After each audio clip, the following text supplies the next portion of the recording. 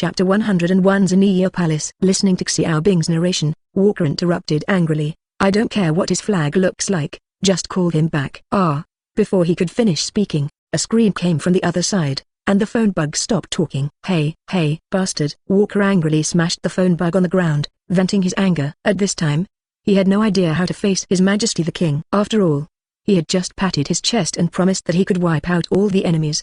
He didn't expect the slap in the face to come so quickly. He secretly raised his eyes and glanced at Marlowe, only to see that his face was pale and there were big beads of sweat dripping from his forehead. Marlowe's mouth twitched, and he forced a smile and asked Cyril, the finance minister on the side, Mr. Cyril, do you remember which countries use the sun as their national flag? Cyril wiped the cold sweat from his forehead and replied cautiously, if I remember correctly, there are 5 in total. Ha. Yes, there are 5 but what? But there are 8 Magatama stones surrounding it. I remember only 1. At this point, Cyril couldn't continue. His whole body began to tremble, and his legs swung uncontrollably. Which one? Tell me. Walker, who was originally a pirate and didn't know much about these things, asked anxiously. He also wanted to know who was that bastard who had the courage to embarrass himself in front of His Majesty. Yes, it's Alabaster. After saying that, Cyril sat down on the ground. Alabaster? Walker muttered a few words, feeling that the name sounded familiar. Suddenly, an idea flashed through his mind, and a face that often appeared in newspapers during this period appeared in his mind. No, it can't be the country where the fire dragon is, right? Neither of them paid attention to him. Cyril sat down on the ground with a dead look on his face, muttering something like it's over. Marlowe stood up directly and ran away from the throne room regardless of his image as a king. No, if that kind of devil is targeting me, this country is finished. I have to leave quickly. I haven't become a celestial dragon yet. Hey, you! Marlowe stopped a servant and asked with a ferocious expression, where is Miss Zheniya? Tell me quickly. The servant turned pale with fright, hurriedly pointed to the back garden, and stammered, here, in the back garden. Why? Gather all the people for me, collect all the valuable things in the treasury, and then prepare the carriage for me. The more the better. Go quickly. Marlowe pushed the servant away and hurriedly ran to the back garden. When he found Zheniya, she was still enjoying flowers in a good mood. Seeing her, Marlowe's face lit up with joy. He quickly grabbed her wrist and tried to leave without having time to explain. After being pulled by him and staggering for 2 steps, Zheniya finally regained her balance and quickly shook off the other person's hand. He rubbed his grabbed wrist on his body without leaving a trace, cursed secretly rude person, and said shyly, Marlowe, our relationship hasn't been settled yet, so we can't have such close contact. Even though her shy look was very attractive, Marlowe was no longer in the mood to appreciate it. He said anxiously, Zheniya, now is not the time to talk about this. Hurry, let someone pack your things, we have to leave here. As he said that, he wanted to reach out and grab Zheniya again, but she nimbly dodged it. Zheniya asked doubtfully, why are you leaving? Do you dislike me and don't want me to live here? After saying that, she showed a pitiful look in her eyes. Even though Marlowe was very impatient now, seeing her like this, he could only explain patiently. How come? I will never dislike you. It's just that the situation is special now. Marlowe gritted his teeth and simply told the truth. I just received news that the army of the Fire Dragon Air country appeared in the country and defeated one of my legions. The kingdom of Tomtoa is probably targeted by him. What? When she heard Air's name, Zheniya could no longer maintain her shy look and suddenly panicked. After Air attacked the Holy Land several times, Zheniya already had a shadow in her heart. Please give me flowers. Oh. Now when she heard his name, Zheniya couldn't sit still. She quickly left Marlowe and called her maids, asking them to pack their things quickly. By the way, CP is still here, they will definitely be able to protect me.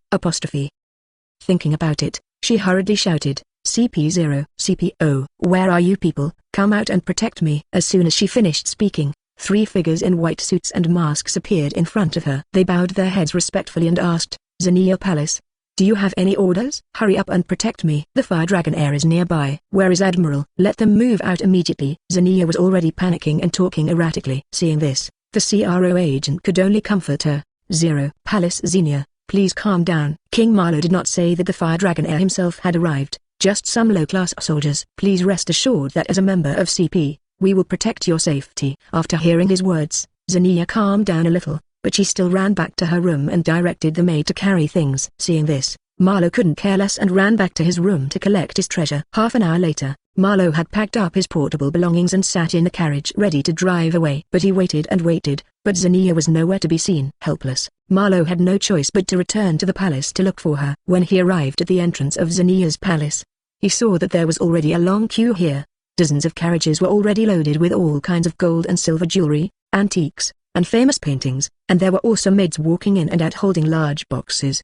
Marlowe's head suddenly got big, and he quickly pushed through the crowd and ran into the hall, saying to Zheniya, who was still gesticulating, "Zheniya, don't worry about these messy things. Bringing too much will only slow down the carriage." 17. Zheniya looked at these treasures that she had collected so hard and couldn't bear to throw them away here, so she said to Marlowe pitifully, "But this is all bought with your money. It is a symbol of our love. How can you throw it away?" Chapter 102 CP's Faith Iron Body. "It's a symbol of love." After muttering a few words, Marlowe looked at Zheniya, who was about to cry, and said movedly, "Don't worry, Zheniya, I will call more people to help now, and I will definitely take away all these symbols of love." "Well, thank you Ma, plus you're so kind," Zheniya said, pretending to be happy. Just when the two of them looked at each other, as if they were truly affectionate, an inappropriate laughter came into their ears. "Ha ha ha. I'm laughing so hard. There's a weirdo like you in Celestial Dragons. It's really interesting." The attendants in the room trembled one after another, wondering who dared to speak disrespectfully to Camp Zheniya. Marlowe and Zheniya looked around angrily and asked loudly, "Who is it? Stand up for me." The three CPO people instantly stood in front of 377 Zheniya. The leader looked around and said with an ugly face, "Damn it, when? We didn't notice it at all." Bartilda. The sound of electric current sounded, and a figure slowly formed in front of several people. When the lightning disappeared and everyone saw the appearance of the person clearly, their eyes were dull and their jaws dropped to the ground.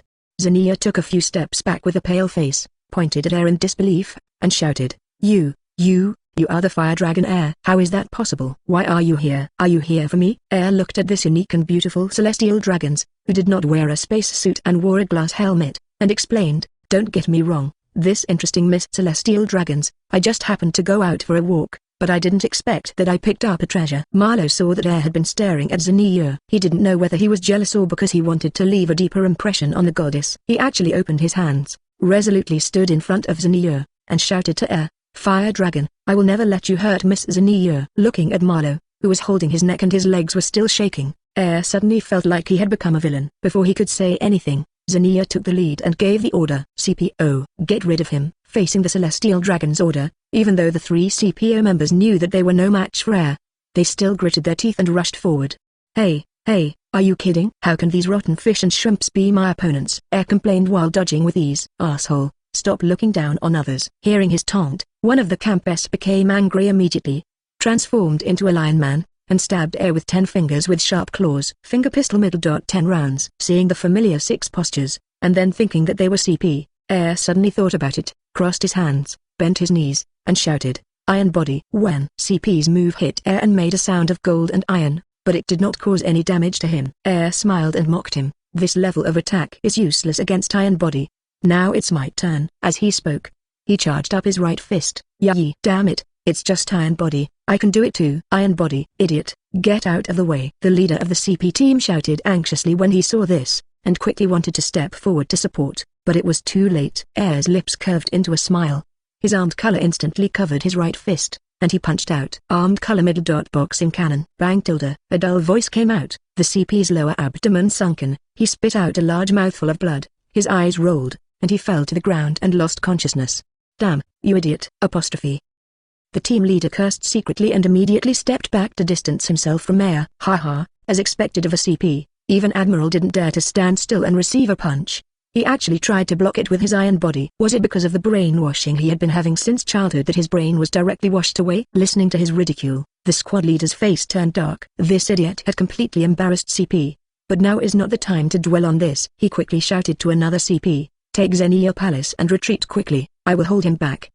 As soon as he finished speaking, he was already in front of him. "Hold me? Who do you think you are?" Gup. Fire Dragon's iron fist. Boom. This punch was even harder, and the squad leader was knocked hundreds of meters away. He smashed through more than a dozen walls before stopping. Withdrawing his fist, Air looked at the last CP and asked with a smile, "Do you want to fight again?" The CP members swallowed a gulp of saliva, but looked back at Zheniya and charged forward with fists waving. "Well, that's a lot of courage." After praising him, Air tilted his head to avoid his fist and kicked him into the sky. "You flying very far." Looking at CP flying into the sky and disappearing, Air said with a smile, "Okay." Clapping his hands, he focused his attention on the shivering Marlowe and Zheniya. "Can someone please explain your relationship to me? I'm still very interested in this." In fact, Air had been here for a while, but when he saw them collecting money, he thought of picking up the missing items, so he didn't come out.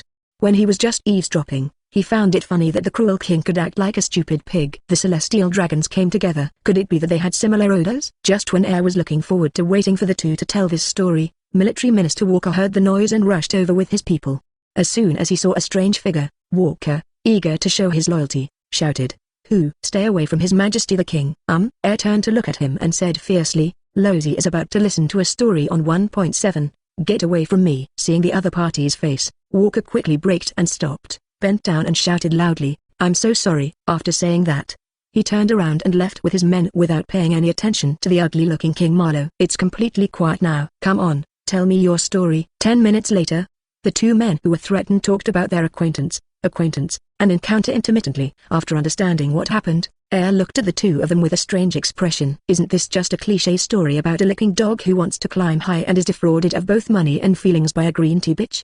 You two guys are really..." Chapter 103 Blackmailing the Five Elders. Heir opened his mouth, not knowing how to describe them for a while. Sighing, he playfully said to Marlow, "Besides falling in love with the beauty of the other party, you may have other purposes. Let me guess, you are not so stupid as to think that marrying celestial dragons will make you a new celestial dragons, isn't it?" Zheniya, that's not what I meant," Marlow asked subconsciously. After he finished speaking, he realized what he was saying and quickly explained to Zheniya anxiously. "Haha, didn't your goddess tell you? Only children born from two celestial dragons are celestial dragons recognized by the Holy Land. In other words, this thing is innate. If you don't have it at birth, you won't have it in this life." "Nanny?" Marlow was shocked, looked at Zheniya in disbelief, and asked, "Zheniya, is what he said true? Didn't you say you wanted to help me become a celestial dragons, and then live happily together in the Holy Land?" Zheniya's eyes dodged, not knowing how to answer. Seeing that he still didn't give up, Heir added to the fire, "I'm not lying to you, because I am also a descendant of 20 kings, and I know these very well." "What? You too?" Marlow opened his mouth wide and looked at Heir in shock. He didn't expect that such a vicious criminal was also a descendant of the 20 noble kings. "So, is what he said true? Doesn't this mean that he can't become a celestial dragons? Then what happened to his hard work for so many years?" Seeing Marlow, whose anger was building up, as if he was about to explode into a small universe at any moment, Heir snapped his fingers, stunned him, and forcibly interrupted him.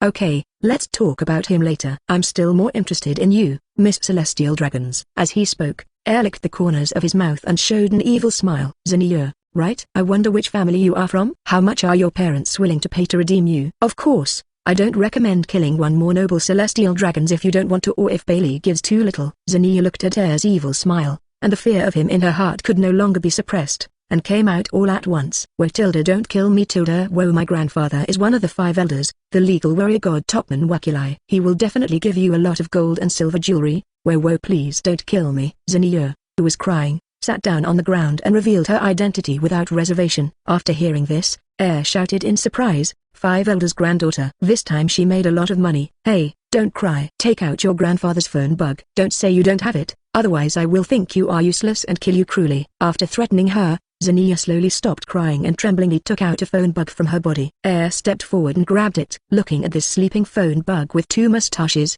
he smiled excitedly. He immediately picked up the phone and called the other party. At this time, in the Holy Land, Saint Topman Wakilai was discussing something with the other 5 elders. Suddenly, the phone rang, interrupting the dispute. Wakilai calmly took out the phone bug, looked at it clearly and said to the 4 of them, "It's my disobedient granddaughter who ran away from the Holy Land." After explaining, he directly picked up the phone and started talking. "Zheniya, what's wrong with me? Do you want to go back to the Holy Land? Woo grandpa come and save me." "Nanny, what happened? Aren't you protected by CP?" Wakilai suddenly heard his granddaughters cry for help and asked something. The other 5 elders heard the call for help and looked at him together. Heir took the microphone away from Zheniya's mouth and said with a smile, "Master 5 elders, I haven't contacted you for a long time. How are you doing lately?" "What is this voice?" Wakilai's face darkened, and he gritted his teeth and said, "The bastard brat from Neferutari's family?" "Yes, it's me." "I didn't expect you to still remember me." "I'm really honored." "Kid, what did you do to Zheniya? Isn't it enough to attack the Holy Land? Are you going to attack other celestial dragons too?" "Hey, it's just an accident. Isn't it just luck? I just happened to meet her. I just heard that she is your granddaughter, so I asked her about the phone bug and wanted to chat with you." Hearing this disgusting tone, the scientific defense marshal god Jago Lucia Satan could not help but say, "Are you kidding? We have nothing to talk about with you." Heir smiled and moved the microphone closer to Zheniya, so that they could clearly hear her sobbing, and then said, "Isn't there a hostage with a special status? Why don't we have to talk about it, right?" Lord Wakilai Saint. When Wakilai heard his words, the veins on his forehead popped out. This is his only granddaughter, the treasure he has loved since childhood. How could he leave her alone? Several other 5 elders also saw his anger and remained silent. "Tell me, boy, what do you want?" "It's very simple. Just give me 500 billion Baileys and give me 50 devil fruits, and I will let her go. Bang! Are you kidding me? Hawkeye angrily smashed the table in front of him and roared. I'm not kidding. Just tell me whether to give it or not. Impossible. Even if she is my granddaughter, I will not pay such a huge price for her. Raising his eyebrows, said with a smile, no, that means it's not nothing. In this case, I am very helpless. How about you make a condition? As long as I think it is okay, I will let her go. Hawkeye gritted his teeth, glanced at the four indifferent people, and said coldly, 30 billion Baileys and 5 devil fruits. This is the highest price I am willing to pay. Are you kidding me now? A celestial dragon's, or your granddaughter, you just tell me she is worth this amount of money. It's impossible, I have to pay more.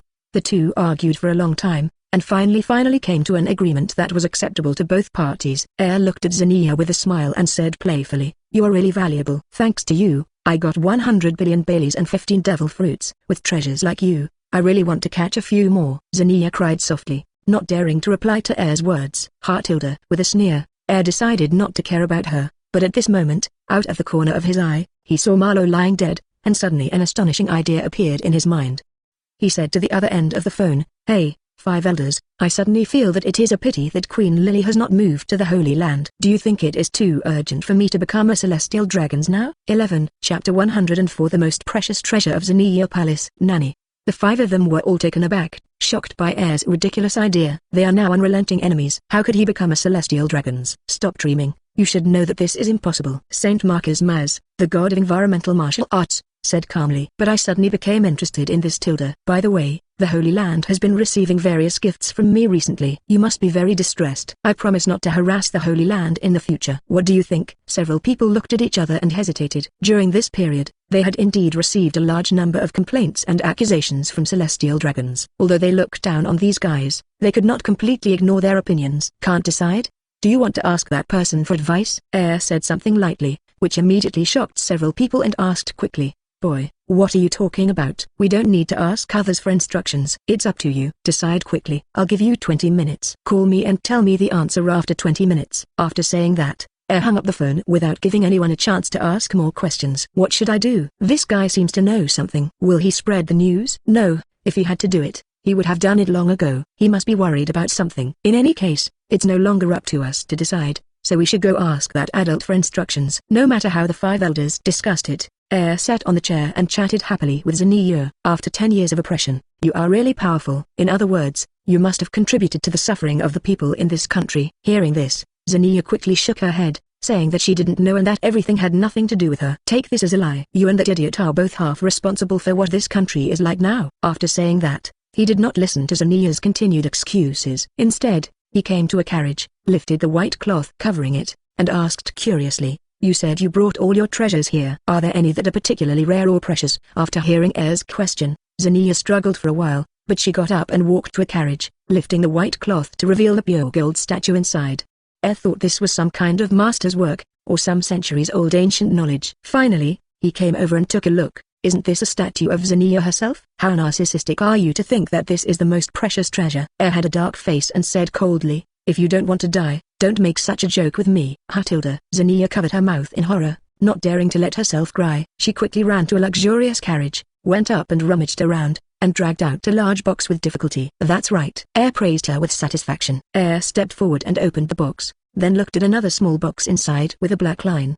He took a deep breath and said, it must be a good thing if it's so well hidden. Thinking, he continued to open the box. As he opened more than 10 boxes layer by layer, his patience was almost exhausted, and finally, a devil fruit appeared in front of him. Air's mood immediately changed. He excitedly picked up the fruit and asked Zheniya, what kind of fruit is this? Logia or phantom beast species? Unexpectedly, Zheniya shook her head and denied his idea. Is it some kind of powerful paramecia, like Whitebeard's shock fruit? But in the end, Zheniya shook her head again, and seeing Air looking at her doubtfully, she opened her mouth to explain. This is the fruit of paramecia, which can make a person the most handsome man or the most beautiful woman in the world. It is my most precious treasure. Air's anger could hardly be suppressed. This fruit was indeed very precious to some people, and they would even spend their entire family fortune for it. But this thing is useless to Air, and it is not as precious as an ordinary zone. He gritted his teeth and asked the last question. Then why don't you eat it? Don't you want to be the most beautiful woman in the world? Unexpectedly, Zheniya actually said as a matter of course, But I am already the most beautiful woman in the world. I keep it because I don't want other women to eat it and threaten my beauty. I'll FK you. Couldn't bear it any longer, so she picked up the unlucky bitch and beat her until the 5 elders' phone rang and her ass blossomed. Then let her go. Cool. After exhaling and glaring at the crying silly girl, took a few steps away and answered the phone. Moses, how's it going? How was the discussion? The 5 elders opposite had a gloomy face. Thinking of Lord M's reprimand just now, they spoke very unhappily. We agreed, and in 5 days we will announce to the world that the Neferutari family has officially become the Celestial Dragon's family, and the bounty on you will also be cancelled. Hearing this good news, smiled crookedly. What could be more satisfying than shitting on the enemy's head while the other party has nothing to do with you? Ha ha ha ha, thank you very much, Mr. 5 Elders. We had a great time chatting today. I'll hang up now. Wait. Wakilai asked with a dark face, where is Zheniya? When are you going to let her go? Really, I didn't even see the money. How could I let her go so quickly? Let's wait until the news of me becoming Celestial Dragons is announced. After saying that, the call was hung up. The 5 elders in Pangwu City began to be incompetent and furious, and applied a lot of unfriendly descriptions to such as evil and cunning. On the contrary, is in a very beautiful mood now. He found the CP members who had been beaten away, and after forcibly hugging them for the first time, left with Zheniya, Marlowe and dozens of cars of treasure. Chapter 105 Becoming Celestial Dragons. Military Minister Walker and Finance Minister Cyril couldn't help but heave a sigh of relief as they watched the convoy disappearing from the sky. The monster was finally left. This country is finished. Let's find a way to escape as soon as possible. 117. Walker said something and immediately ran to the palace to see if he could find something good. Pirates are pirates after all, and they will risk their lives just for some treasure. Cursing secretly, Cyril also quickly headed towards his noble manor, preparing to take his family with him and run away. At this moment, 2 thunderbolts hit the 2 of them accurately, making them charred on the outside and tender on the inside. In the sky a few kilometers away, withdrew his emotions and sneered disdainfully. 2 moths, do you think I will let you go? Controlling the speed of the convoy, quickly returned to the Conqueror and came to the area where the maids rested on the 2nd floor. He called the head maid and gave her instructions. This woman is my important prisoner. Please help me take good care of her. But don't give her too much treatment, and then teach her how to become a qualified maid. As he spoke, pushed Zheniya and motioned for her to come forward. Zheniya had tears in her eyes, covering her buttocks with her hands, and walked with a limp. After hearing words, she immediately protested excitedly. 433. Ask me to be a maid? Impossible. I am a noble Celestial Dragons. How can I be a maid for others? I will never agree to it even if I die. After the head maid heard that the other party was Celestial Dragons, she was not afraid. Instead, she stared at her with bright eyes, licked the corners of her mouth and showed an excited smile. Yes, Your Highness please leave it to me. I like bad boys who are disciplined and disobedient. Well, I'll leave it to you. After saying that, avoided Zheniya who rushed to beg for mercy, turned around and left. As expected of the head maid chosen by Hina, she has such a personality. No, don't you still want to exchange me for ransom? You can't do this to me, Zheniya shouted at the top of her lungs. But the head maid had already called people to come forward, grabbed her arms from left to right, and controlled her. Let me go, you bastards. I am the Celestial Dragons. The granddaughter of the 5 elders. Oh, is she still the granddaughter of 5 elders? I'm more interested in you. With a weird smile, the head maid drove Zheniya into a small, dark room and locked the door. Came to the command room on the 1st floor and looked at Linen who stayed behind and said in surprise, why are you still here? Didn't you want to have a real fight before? Seeing the arrival of His Highness Linen, who was lying slumped on the table, said feebly, Your Highness, Wu Theodore and the others eliminated all the enemies in an instant. I had no chance to take action. Moreover, they said that I was a commander and they would not allow me to go to the front line. Seeing Lin with tears streaming down his face, slapped his forehead helplessly. Who are these people? The purpose of pulling them out is to train soldiers, not to let them play the unparalleled lawn mowing game. Get out of here quickly, I'm in charge now, and you go to the front line to make on-site dispatch. Really? That's great. Lin jumped up,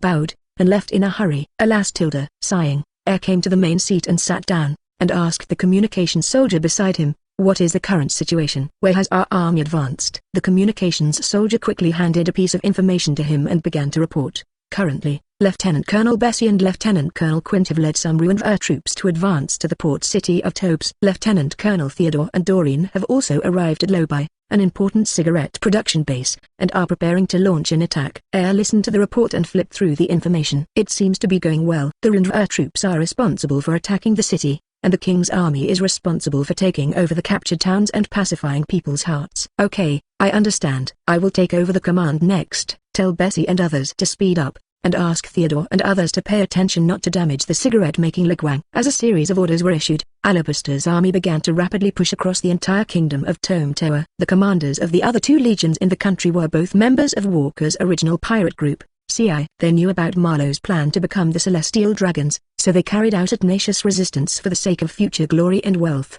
Unfortunately, in front of the Ru troops with Superboy per capita and the troops with pseudo-zone abilities per capita, their resistance was completely meaningless and they were defeated in an instant. After the destruction of the two legions, Tomtoa no longer had the power to compete with Lin and others, and countless cities surrendered. Did not rush to kill them all, but asked the soldiers to quickly take over these cities. He also controlled Tomtoa to take off, preparing to return to Alabaster while handling the remaining matters. Just as was scratching the government's corner, the government that received the news had to announce a news that shocked the world. See Circle Calendar 1518, December 20th. The government announced that it would cancel the bounty on Neferutari DR and readmit Alabaster as a member country without having to pay heavenly gold. At the same time, the most important thing is that the government announced that and Vivi are the founders of the government and the identities of the 20 descendants of the king. It was announced that after 800 years, the two were accepted by the government and became the new Celestial Dragons, enjoying all the benefits of Celestial Dragons. As soon as the news came out, there was an uproar at the naval headquarters, not to mention ordinary people. Ainu looked at the latest newspaper and saw lava pouring out. "Are you kidding me, that guy?" He touched his missing left forearm and shouted angrily, "You actually made that bastard become a Celestial Dragons, so what does my missing arm mean to you?" Cake Island. Mum, my brother-in-law has become a Celestial Dragons. Sister Garrett is the wife of a Celestial Dragons. Huh?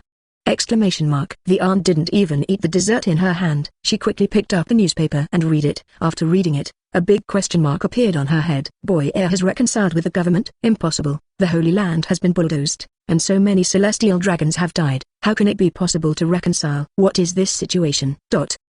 Not to mention Big Mum, Kaido, who also formed an alliance with was in a state of confusion after hearing the news. He didn't know what the fuss was about. Ha ha ha, the fire dragons have become Celestial Dragons. This is really the funniest joke I have ever heard in so many years. Gudu. Jin watched from the side and muttered to himself, "Are you happy today?" "Forget it, let's call first to ask about the situation." Dressrosa. Doflamingo tore today's newspaper into pieces. Fake news. Absolutely fake news. Bastard bastard world government. Why can he become Celestial Dragons? 9 Snake Island.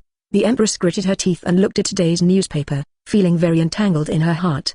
The man she likes has become the Celestial Dragons she hates the most, which she simply cannot accept. No, I have to see him no matter what. I want to ask him clearly in person. Chapter 106 Celestial Dragons Maid. Yes, that's right. How could I reconcile with the government? We all wanted to kill each other. Well, I died just like that. After hanging up the phone, sighed helplessly. Since the news that he became a Celestial Dragons was announced, he has received repeated calls from Big Mum, Kaido, Vivi and others. Until his words were worn out, this group explained clearly to everyone. Even if he becomes a Celestial Dragons, so what?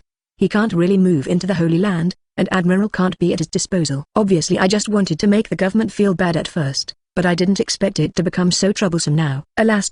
With a helpless sigh, slumped on the chair. At this time, a maid in maid uniform came over awkwardly and rubbed his shoulders. Well done. You managed to subdue a proud Celestial Dragon so quickly. Turned to the head maid and praised her. You're flattered. This is just my job. Nodded, satisfied with her. After massaging for a while, he ordered the maid behind him. Okay, we don't need you here, you can go clean in other rooms. Zheniya forced a smile, bent down and nodded, and walked out. Damn it, you made me the lowest maid and even asked me to sweep the floor. It's unforgivable. Just as she was cursing angrily, she suddenly felt a cold gaze coming from behind her. Looking back stiffly, she saw the head maid also walking out at some point and looking at her with a smile. It seems that I haven't educated you enough. You were very reluctant just now. No, I.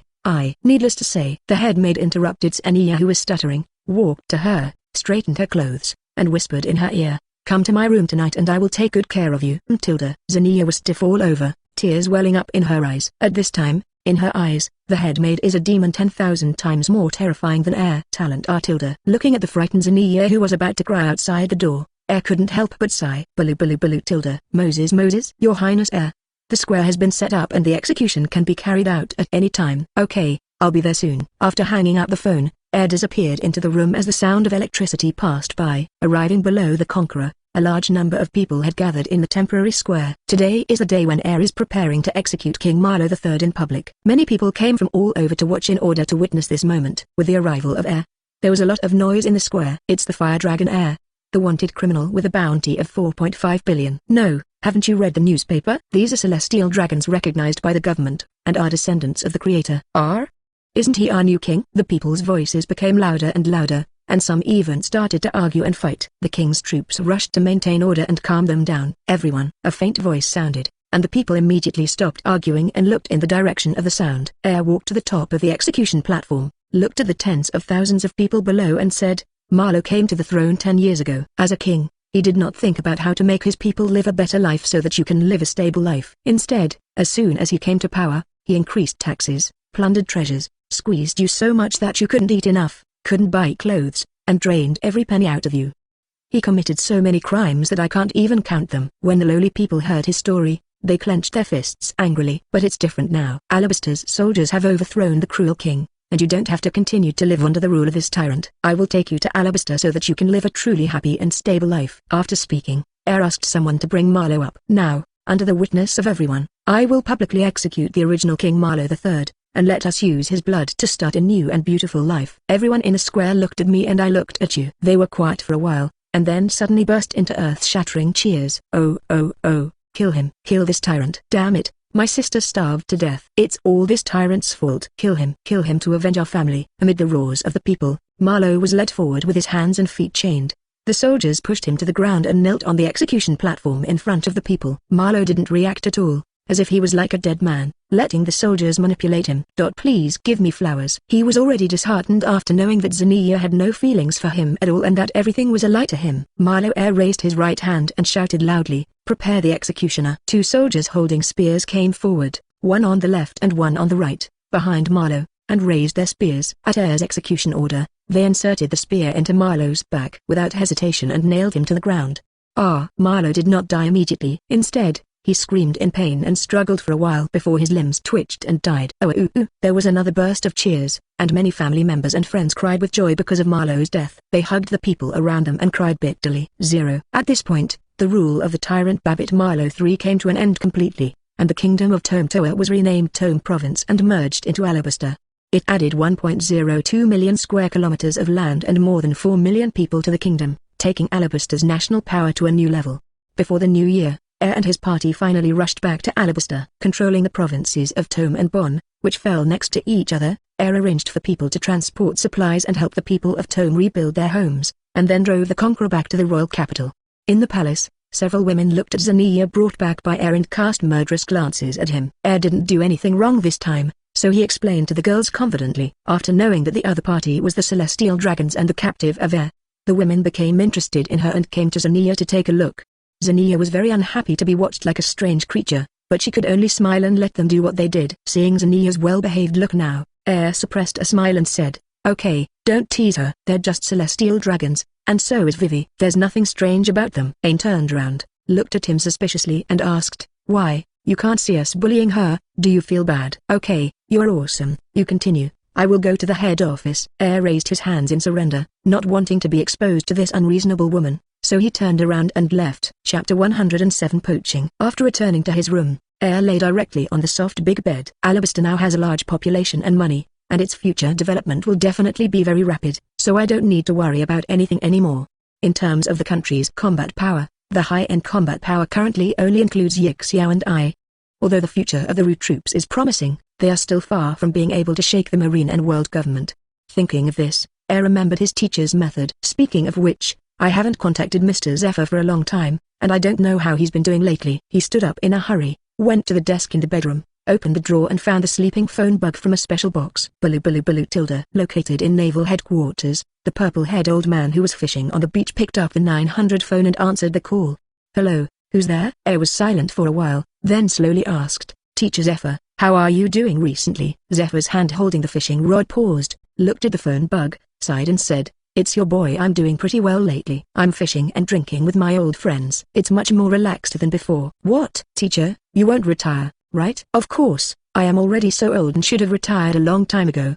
But you are such an energetic young man. That guy Sengoku gets a headache when he hears your name." "Yeah, I'm really sorry for Marshal Sengoku." When he said this, Heir could already picture Sengoku's irritable appearance. "Okay, the small talk is over. Tell me, old man, what do you want me to do?" Heir touched his nose and said with a smile, Haha, I just want to care about you. Now that you have retired, are you interested in retiring in Alabaster? Hanging the bait on the hook and throwing the rod into the sea again, Far smiled and said, forget it, I'm used to living in the headquarters, and I don't want to run around anymore.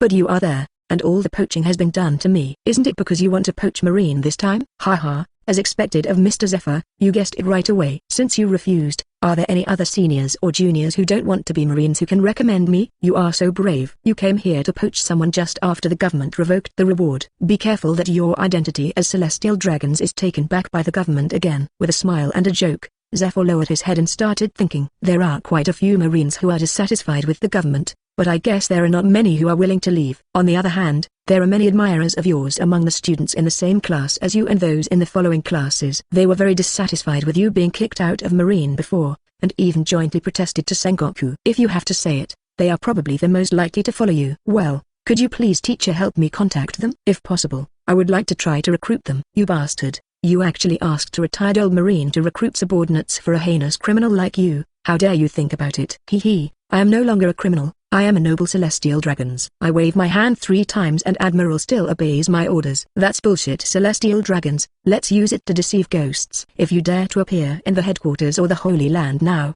the 5 elders will definitely send people to hunt you down immediately. Forget it, I'll just task it for you. Whether it succeeds or not is none of my business. Haha, thank you, Teacher Zephyr. Are you really not going to come to my place to have fun? Get out.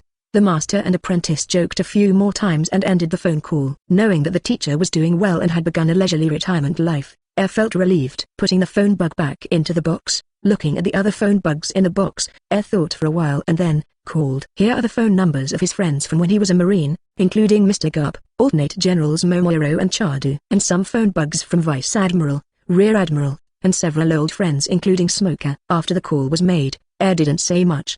He just chatted with them and got to know each other's situation before it was over. These people are all moderates and centrists of Marine. They are also the group of people who are most dissatisfied with the government after Air was forced out of Marine. They are all people Air thinks he can win over, and he must keep in touch with her frequently in the future. While she was on the phone, Hina walked in. Seeing that Air was busy, she sat on the bed and waited patiently. After Air made the last call, he walked over and put his arm around her waist and asked with a smile, "What's wrong? What do you want from me?" Letting him hug her, Hina said, "What are you going to do with those 3 CPU guys?" There is also news from Dr. Andy that the first batch of power engines has been produced and is being assembled. The guys from CP were sent directly to SAS to teach SAS members how to become qualified agents. As for Dr. Andy, I will go there in person later. After saying that, Air hugged Hina tighter and whispered in her ear, "Hina, I am the only male in the Neferutari family. You don't want my family's bloodline to be cut off, right?" After saying that, Air did something unspeakable in broad daylight regardless of her objections. Over the royal capital,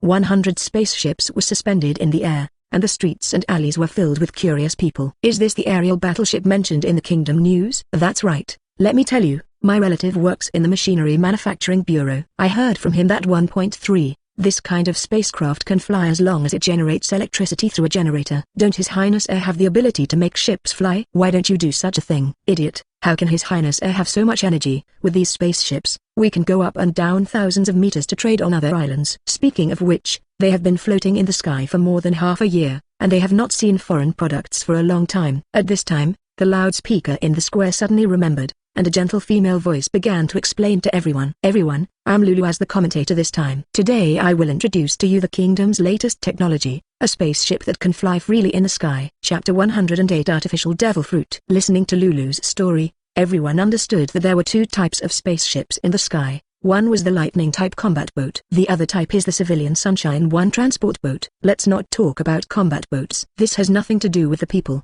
They are more concerned about transport boats. Everyone was still very disappointed when they heard that the transport boat was temporarily not available for sale due to low production. Fortunately, people in need are allowed to purchase cabins, and transport ships will have fixed routes to travel domestically and overseas. The people cheered happily and asked how to take the spaceship. They couldn't wait to give it a try. In the Academy of Sciences, Air and Andy sat together, listening to the cheers coming from outside the door, and raised their glasses together happily.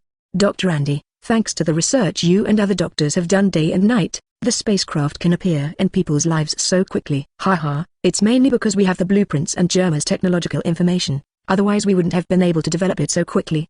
"Haha." The two looked at each other, smiled, and drank the whole cup in one gulp. Right. Air suddenly thought of something, opened the suitcase next to him, pushed it in front of Andy, and said, "Dr. Andy, this is the information I found in Punk Hazard. Take a look." Andy picked up one of them curiously and looked at it. After just 2 glances, he opened his mouth in surprise. "This is experimental data for artificial devil fruit. It seems that you know it too, Doctor. How about this? Is this information of any reference value?" Andy looked at the drawings one by one. Only after he had finished all the drawings did he exhale and said, "Of course I know. Don't forget that I am also a member of Marine's special science class, and I'm a colleague with that guy from Vegapunk. At that time, under his leadership, I also participated in the research of artificial devil fruit. We wanted to use Kaido's bloodline factors to create a fantasy beast fruit. Unfortunately, we failed in the end. The fruit was called a failure by Vegapunk and was thrown away." Speaking of Vegapunk, even Andy, who is as proud as he is, speaks with admiration. Although he has the ability to learn fruit, he can easily learn all kinds of knowledge. But invention requires more than just knowledge. It also requires unbridled imagination and various flashes of inspiration. At this point, Andy can't compare to Vegapunk even if he is a batter. Looking at Andy, who was filled with emotion, Air said with a strange expression, "I got the devil fruit in your mouth. Unexpectedly, it has been taken by someone now. I want to tell you clearly that not only is it not a failure, it also perfectly inherits all the advantages of the fish fruit blue dragon form. The only drawback is that they are in different colors, one is cyan and the other is pink." Andy was so surprised that he lost his voice, his brain was in confusion, his CPU was directly overloaded, and the room fell silent for a while. After a while, he jumped up suddenly, slapped the table hard and shouted, "Arsehole Vegapunk! He actually lied to me and said it was a failure. It's disgusting. I must kill him." "Kill him." Seeing Andy jumping up and down in anger, Air quickly stepped forward to comfort him and spent a lot of time talking to calm him down. "That means our experiment was successful and artificial devil fruit is feasible." "That's right." Air nodded in confirmation, then looked at him expectantly, unable to suppress his excitement, and asked, "Dr. Andy, do you know how to make artificial devil fruit?" Andy nodded and said, "I am very interested in artificial devil fruit, and I secretly read Vegapunk's research materials at that time. Although there is no guarantee of 100% success, I think you can give it a try." "Great!" Air shouted in surprise, and quickly pulled him to start the experiment quickly. Wait, listen to me first." Andy struggled and called Air to stop. After straightening his clothes, he said angrily, "Why are you anxious? This is not a small experiment that can be completed overnight. The extensive preliminary preparations alone will take a lot of time." Air thought about it for a while, so he quickly said, "Then tell me what to prepare now. I will have someone arrange it immediately." Andy spread his hands and made a familiar movement. "Give me 50 billion blee funding first." Air was bleeding profusely and left the Academy of Sciences helplessly. He was just about to go to the Machinery Manufacturing Bureau when he was called back by a phone call from Hina. "What do you mean? Whose phone bug?" "In the palace." Air looked at the eternal pointer and telephone bug handed over by Hina and asked curiously. Hina crossed her arms, looked at him coldly, and said calmly, "Boa Hancock, the legendary daughter country, the Emperor of Amazon Lily, the pirate Empress, and the most beautiful woman in the world, traveled thousands of miles to have it delivered by a newsbird." Forehead. Air took the pointer and stood there, not knowing what to say. Air had no idea why the Empress was looking for him. He had also explained it to the girls, but no matter what he said, the girls just didn't believe him. Looking at Hina, he asked carefully, "What do you think I should do?" "Don't ask me, you can do whatever you want." Hina doesn't want to worry about it. He said so, but Hina did not leave, but just stood there staring at him with burning eyes. "Okay, 140, I'll call her and ask her for details." After saying that, Air had no choice but to play the call again. On the island of 9 snakes, the pirate Empress, Boa Hancock, was lying on the bed, covered in heat and sweat, and her 2 younger sisters were anxiously comforting her. "Sister, don't think too much. Fire dragons must have special reasons to become celestial dragons." "Yes, sister, he killed so many celestial dragons before, which means he must hate them." "You have to believe him." Ever since Hancock learned that Air had become a celestial dragon, her condition has become more serious, and now she even suffers from vomiting and coma. Even though the doctors on the island tried various methods, her condition did not improve at all, and the 2 Sandersonia sisters were almost anxious. At this moment, the phone placed beside the bed suddenly rang, and Sonia quickly said in surprise, "Sister, this is the phone bug you asked Morgans to send to Alabaster." "It must be the fire dragon calling." Hearing the call that might be from Air, Hancock disappeared instantly. While the 2 sisters were stunned, he took the phone and answered it. That is the Air heavenly being." Chapter 109. 5 Elders. Air was confused when he heard the address and tone from the other side. After coughing slightly, he said, Miss Hancock, that's too polite of you. Just call me by my name." Hancock covered his face shyly and let out a scream. "It's too direct. He actually asked me to call his name directly. Isn't this too fast?" "Okay, Air, please also call me Hancock." Air didn't understand why the other party had such a big reaction, and looked at Hina in confusion. Hina shook her head without knowing why and asked him to continue. Okay, then Hancock, I don't know why you want to meet me. He called me Hancock. I'm so touched. Hancock pressed his hand on his beating heart and indulged in happiness. Her sisters saw this and quickly reminded her in a low voice. Sister Sama, when you are talking nonsense now, please ask the Celestial Dragons first. Yes. Only then did Hancock react, holding the microphone nervously, and asked tangledly, can you answer my question first? I would like to know why you became a Celestial Dragons. Hearing this question, who has answered it countless times during this period, said without thinking, it's nothing, I just wanted to discuss the government, and I happened to catch their handle, so I accidentally became the Celestial Dragons. That's great. I already know it. After a cheer, there were strange noises on the other end of the phone. With this kind of plot and this kind of reaction, she wouldn't be like the original novel, and she would be attracted to me who also doesn't take Celestial Dragons seriously. Thought this in his heart, and the more he thought about it, the more it seemed possible, and finally he couldn't help but puff up his chest with pride. My charm is great. Even though I'm thousands of miles away, I can still make the world's most beautiful woman fall in love. In order to verify his guess, deliberately asked, what's wrong, Hancock? Why do you ask this suddenly? Hearing her voice, Hancock immediately ran to the microphone and said shyly, no, it's nothing. I'm just curious. Well, can you come to Amazon Lily, or I can go find you? He actually invited me to Amazon Lily, which bans men. It seems that he is most likely interested in me. Nodded and agreed without thinking. Okay, I will definitely visit you when I have time. Well, Guozi is waiting for you. Then the two chatted happily for a long time. After Hancock pushed him away, hung up the phone first. Smacking her lips, thought to herself, she is the most beautiful woman in the world. I really want to meet her as soon as possible. Then a voice came. We had a great time chatting. That Empress seems to be interested in you. Damn, I forgot that Hina is here. After begging for mercy for a while, Hina let her go. She had long been used to Air's stubborn temper. I just said a few words in a moderate tone and let him go. In the following period, in addition to handling government affairs, Air also contacted the five elders many times to discuss the issue of Zheniya's ransom payment. After refusing the other party to go to the Holy Land, Marinavendos, Sabadi Archipelago and other places that sounded unreliable, the two parties felt that they would trade in a small country far away from the appeal place. They said they wanted to trade, but both parties had their own ideas. As for Air, he has no intention of handing over Zheniya. He still wants to stay with this interesting Celestial Dragon's maid and tease her more. The same goes for the government. They also want to kill Air as soon as the deal is completed or as soon as he appears. The other 4-5 elders except Waokilai even said that in order to kill this biggest threat, it would not matter even if they accidentally killed Zheniya together. It's a pity that Air can't live up to their wishes. On the day of the transaction, Air did not even show his face and imposed divine sanctions on the port where the traders were located from tens of thousands of meters away. Hundreds of thunder pillars fell. Regardless of whether anyone was alive or not, Air directly covered the transport ship with electromagnetic waves, took it into the air, and left together.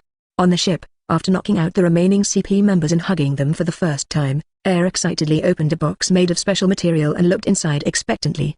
There are 5 devil fruits of different shapes lying quietly inside. Wait, 5 pieces. FKU 5 elders. Did you do this to Lozi? You have no credibility at all. You. After cursing for a while, Air looked at Bailey, one of the conditions of the deal. Sure enough, this was different from what was promised. There was only less than 5 billion bully in total, and the lines on the rest of the boxes were all white paper. Your father. Just as he was cursing, 5 elders called. They also wanted to ask Air why he was not following the rules, but he didn't even listen. He answered the phone with a Yuan-like greeting and cursed for more than 10 minutes before hanging up. Silly thing, you still want to ask me for someone? Go ahead and dream, just wait for me. Lozi asked you to come alone. 2 people. When the time comes, let your great-grandson personally ask you to call and ask for money.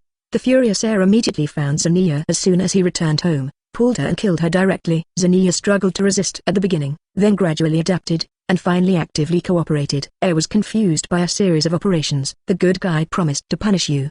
But you enjoyed it, right? Although the situation was different from what he expected, Air's anger was relieved a lot. Watching Zheniya sleeping, he came to the door of the room to find the head maid of the palace, and told her not to let Zheniya do the menial work of cleaning in the future, but only to be responsible for serving Hina and the other girls. After the explanation, Air took 5 devil fruits to the study room and looked through the illustrated book. After checking it, he started to curse. It was just as he expected. 5 fruits. Trademark belongs to Zone. The points, good ones are good, are the bird fruit Madara dove form, the dog fruit dachshund form, the cat fruit orange cat form, the bug fruit mantis form, and the one that makes Air tangled, the fish fruit shark form. Looking around, except for the mantis fruit, which may have good combat power, The other fruits can only increase physical fitness at most, and this fish fruit is what makes air the most disgusting. According to the illustrated book, users with the fish fruit ability transform into human animal forms, which are similar to fishmen. But fishmen can go into the water, and the water is their home ground. But what about the fish fruit? It has no use except to prevent you from drowning when you go into the water. With this thing, wouldn't it be better for Lozi to go to the Fishmen Island and recruit a few fishmen? There is no need for you to be disgusting here. After complaining about the bastard's 5 elders, Air had the 5 fruits sent to the Academy of Sciences and treated them as experimental materials for Dr. Andy. Chapter 110. It's Doflamingo again. Time passed quickly, and the new year finally arrived. The whole country became lively, and the citizens of Alabaster sang and danced one after another. On this day, Air had the rare opportunity of calling together Ikarim, Gaka, Bell, Lin, Bins and others. Now Ikarim is the Minister of Military Affairs, managing all military affairs in the country. Gaka was awarded Vice Admiral, in charge of the air troops. Bell was also the Vice Admiral, and Air handed over the SAS troops to him, responsible for all intelligence work. Bins was promoted to Minister of Environment and was responsible for a series of domestic environmental transformation tasks. We finally got together and didn't talk about anything related to politics or military. We just simply drank and chatted about life together. Even Air opened his heart in this atmosphere and got drunk. The day after the new year, as soon as the citizens woke up, they heard the good news that the transport boat flight was finally launched. Among the 50 transport boats, 10 will be used to travel between major domestic cities, and the rest will be used to travel to and from overseas.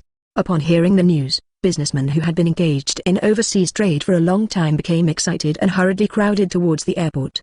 This is the docking point for civilian airships and ticket purchase point 633. It was built by Air based on the airport in his previous life. Since there were too many businessmen who wanted to go to sea, many businessmen agreed to pay and charter an entire ship together. This caused the tickets for the 40 transport boats to be snatched up in an instant. Many people who did not get the tickets sighed sadly, but they could only wait for the next batch. There was also an airship chartered by Air.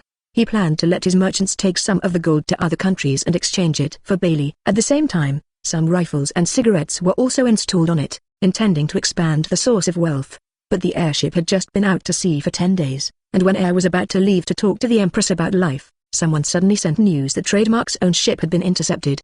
He has always been the only one who robbed other people's things, but when had he ever been wronged like this? Can Air endure this? He transformed into thunder and lightning and came to the place where the airship last reported the news. On an unknown island, a group of pirates were excitedly looking at the gold discussant in front of them. Captain, we are so rich. There is so much gold, enough for us to spend until the next life. Yes, I just did a rough calculation. The gold here is at least 3 billion bili, including the tobacco and weapons. It is estimated that there is at least, siege, 3.5 billion bili. As soon as they heard 3.5 billion, the eyes of all the pirates present turned red and they gasped. The pirate captain saw everyone's reactions in his eyes, and although he was very disdainful in his heart, he still pretended to be happy and said, "Ha, kids, we're having a party to celebrate." Oh, looking at his men scattering to prepare food and drinks, the captain sneered in his heart. "Get excited now, and when you're all drunk, I'll send you on your way." The banquet was quickly prepared, and the pirates started singing and dancing, which was very lively. Glass after glass of good wine was poured into their stomachs like water. Soon, some pirates fell unconscious and fell asleep. As one person fell down, the others also became dizzy and collapsed to the ground with limbs weak. The vice captain looked at the fallen people and laughed loudly. Hey, what's going on? Are you feeling so bad after drinking? Get up quickly and keep drinking." Unfortunately, no one in the venue responded to him,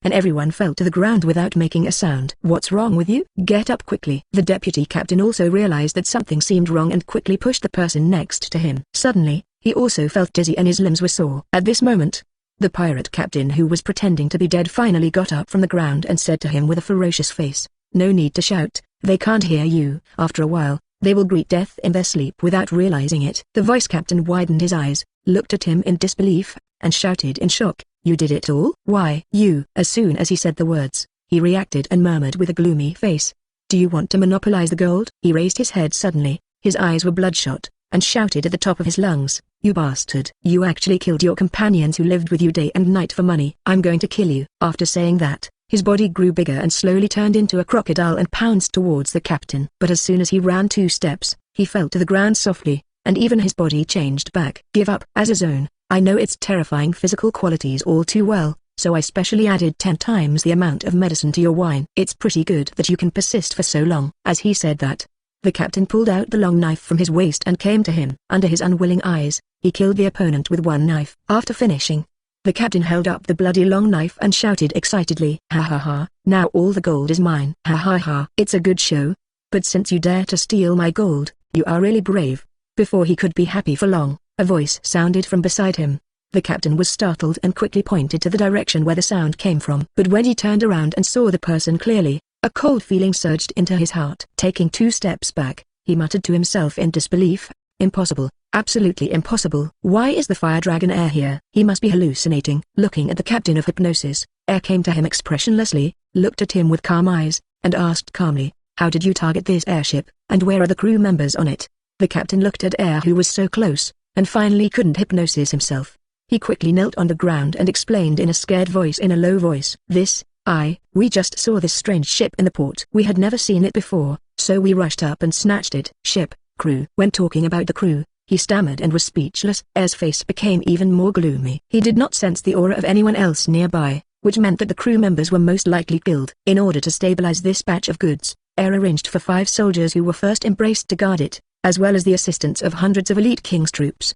"I didn't expect this pirate group to be able to annihilate them all. I guess they must be pretty strong." "How many bounty prisoners are there in your pirate group?" "How many are they?" Sir, there are 12 of us in total. Among them, I offer a reward of 240 million. The deputy captain has a reward of 180 million, and there are combatants. Well, the total reward exceeds 800 million. No wonder." With a murmur, Air summoned bats to drown him and the pirates who were not dead yet. After a scream, 1,000 feet were left all over the ground. After burning the body with a fire, Air came to the shore and saw his airship, and also saw the pirate group's ship nearby. "This is?" Air just glanced at it and was attracted by the flag above. In addition to a flag that I have never seen before, there is also a grinning skull flag with a diagonal column from right to left in the middle. Chapter 111 Dressrosa. "This is the flag of the Don Quixote family, since this idiot is Doflamingo's subordinate." "Damn it, first the bat fruit before, and now the airship. How come it's always his people? It's really crazy that he caught Losey to play with." Air was very unhappy. He sent the airship's location back and asked them to send people to recover it, and then headed directly towards Dressrosa. At this time, Doflamingo had no idea that trouble was coming. Dressrosa. Today is still a beautiful day with clear skies and warm sunshine. Couples in love can be seen everywhere on Lovers Avenue. As a user with the stare fruit ability, Violet can see things clearly within 4,000 kilometers, and she is observing the island for any abnormalities as usual. Suddenly, she saw a large group of dark clouds gathering in her sight, coming towards her. Noticing that the dark clouds were moving too fast, she quickly focused her eyes and looked in that direction. There seemed to be something moving in the dark clouds, but she couldn't see the whole thing because it was covered by the dark clouds. Just when she wanted to activate the fruit's power and see through the scene behind the dark clouds, a ferocious dragon head wrapped in thunder poked out, and a pair of scarlet and cold vertical pupils looked at her from thousands of kilometers away. "Ah!" Violet screamed and sat down on the ground. "What kind of monster is that? Is it the legendary dragon?" Suddenly, she thought of something and opened her mouth in shock. She quickly got up and ran towards the palace, wanting to tell Doflamingo the news. But Air's speed was no joke. When he sensed that someone was observing him, he quickly flapped his wings, leaving a long tail flame and reaching the sky above Dressrosa. Roar! The residents of Dressrosa were startled by the deafening roar of the dragon, and they all raised their heads and looked up to the sky. "What is that? A dragon? This is too big. Hey, why does this dragon look familiar to me? I seem to have seen it somewhere." While the residents were discussing, Air opened his dragon's kiss and shouted towards the king's heights, "Doflamingo, come out and see me." In the palace, Doflamingo came to the window and looked at the red dragon flapping its wings in the sky, covering most of the sky, with a solemn expression. "Fufafu, Tobol, Diamandi, come with me to meet him." After saying that, Doflamingo jumped out and reached the highest point of the palace in a few steps. He smiled at Air and shouted, "Fufafu, Fire Dragon Air, you are such a distinguished guest. I wonder what you want to see me for?" Air looked at him, and there was nothing more than the roar of the Thunder Flame Dragon. Doflamingo was startled, and immediately waved his hands and used the awakened power to generate several huge lines from the ground, crossing them in front of him to form a shield. Shield white line.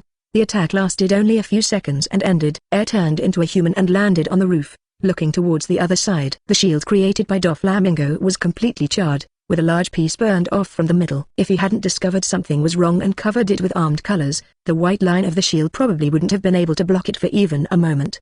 "Fire Dragon, you attacked me as soon as you came up. Are you here to cause trouble?" Doflamingo asked with a green face. "Idiot, it's so obvious, why you still ask?" After saying that, Air pulled out the Hawkeye from his waist, wrapped it in flames, and struck out with lightning speed. Air's current swordsmanship level has surpassed that of Hawkeye and ranks among the world's greatest swordsmen. He just didn't challenge Hawkeye to get this title. So even if he hit a flat ace casually, Doflamingo still had to deal with it carefully. Just when he was about to summon the shield and white line again to resist, and then took the opportunity to dodge, Diamandi jumped out from the side, drew his longsword and shouted loudly, "Young master, let me help you." Funeral in half a month. Then an equally powerful sword energy was inspired and collided with Air's sword energy. Idiot, get out of the way. Doflamingo, who didn't expect him to compete with Air in swordsmanship, quickly spoke to remind him.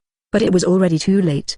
The seemingly ordinary sword energy easily dispersed Diamandi's sword energy and hit him directly in the chest. Although Diamandi used his arm defense, his chest was still cut open by the sword energy, exposing his internal organs.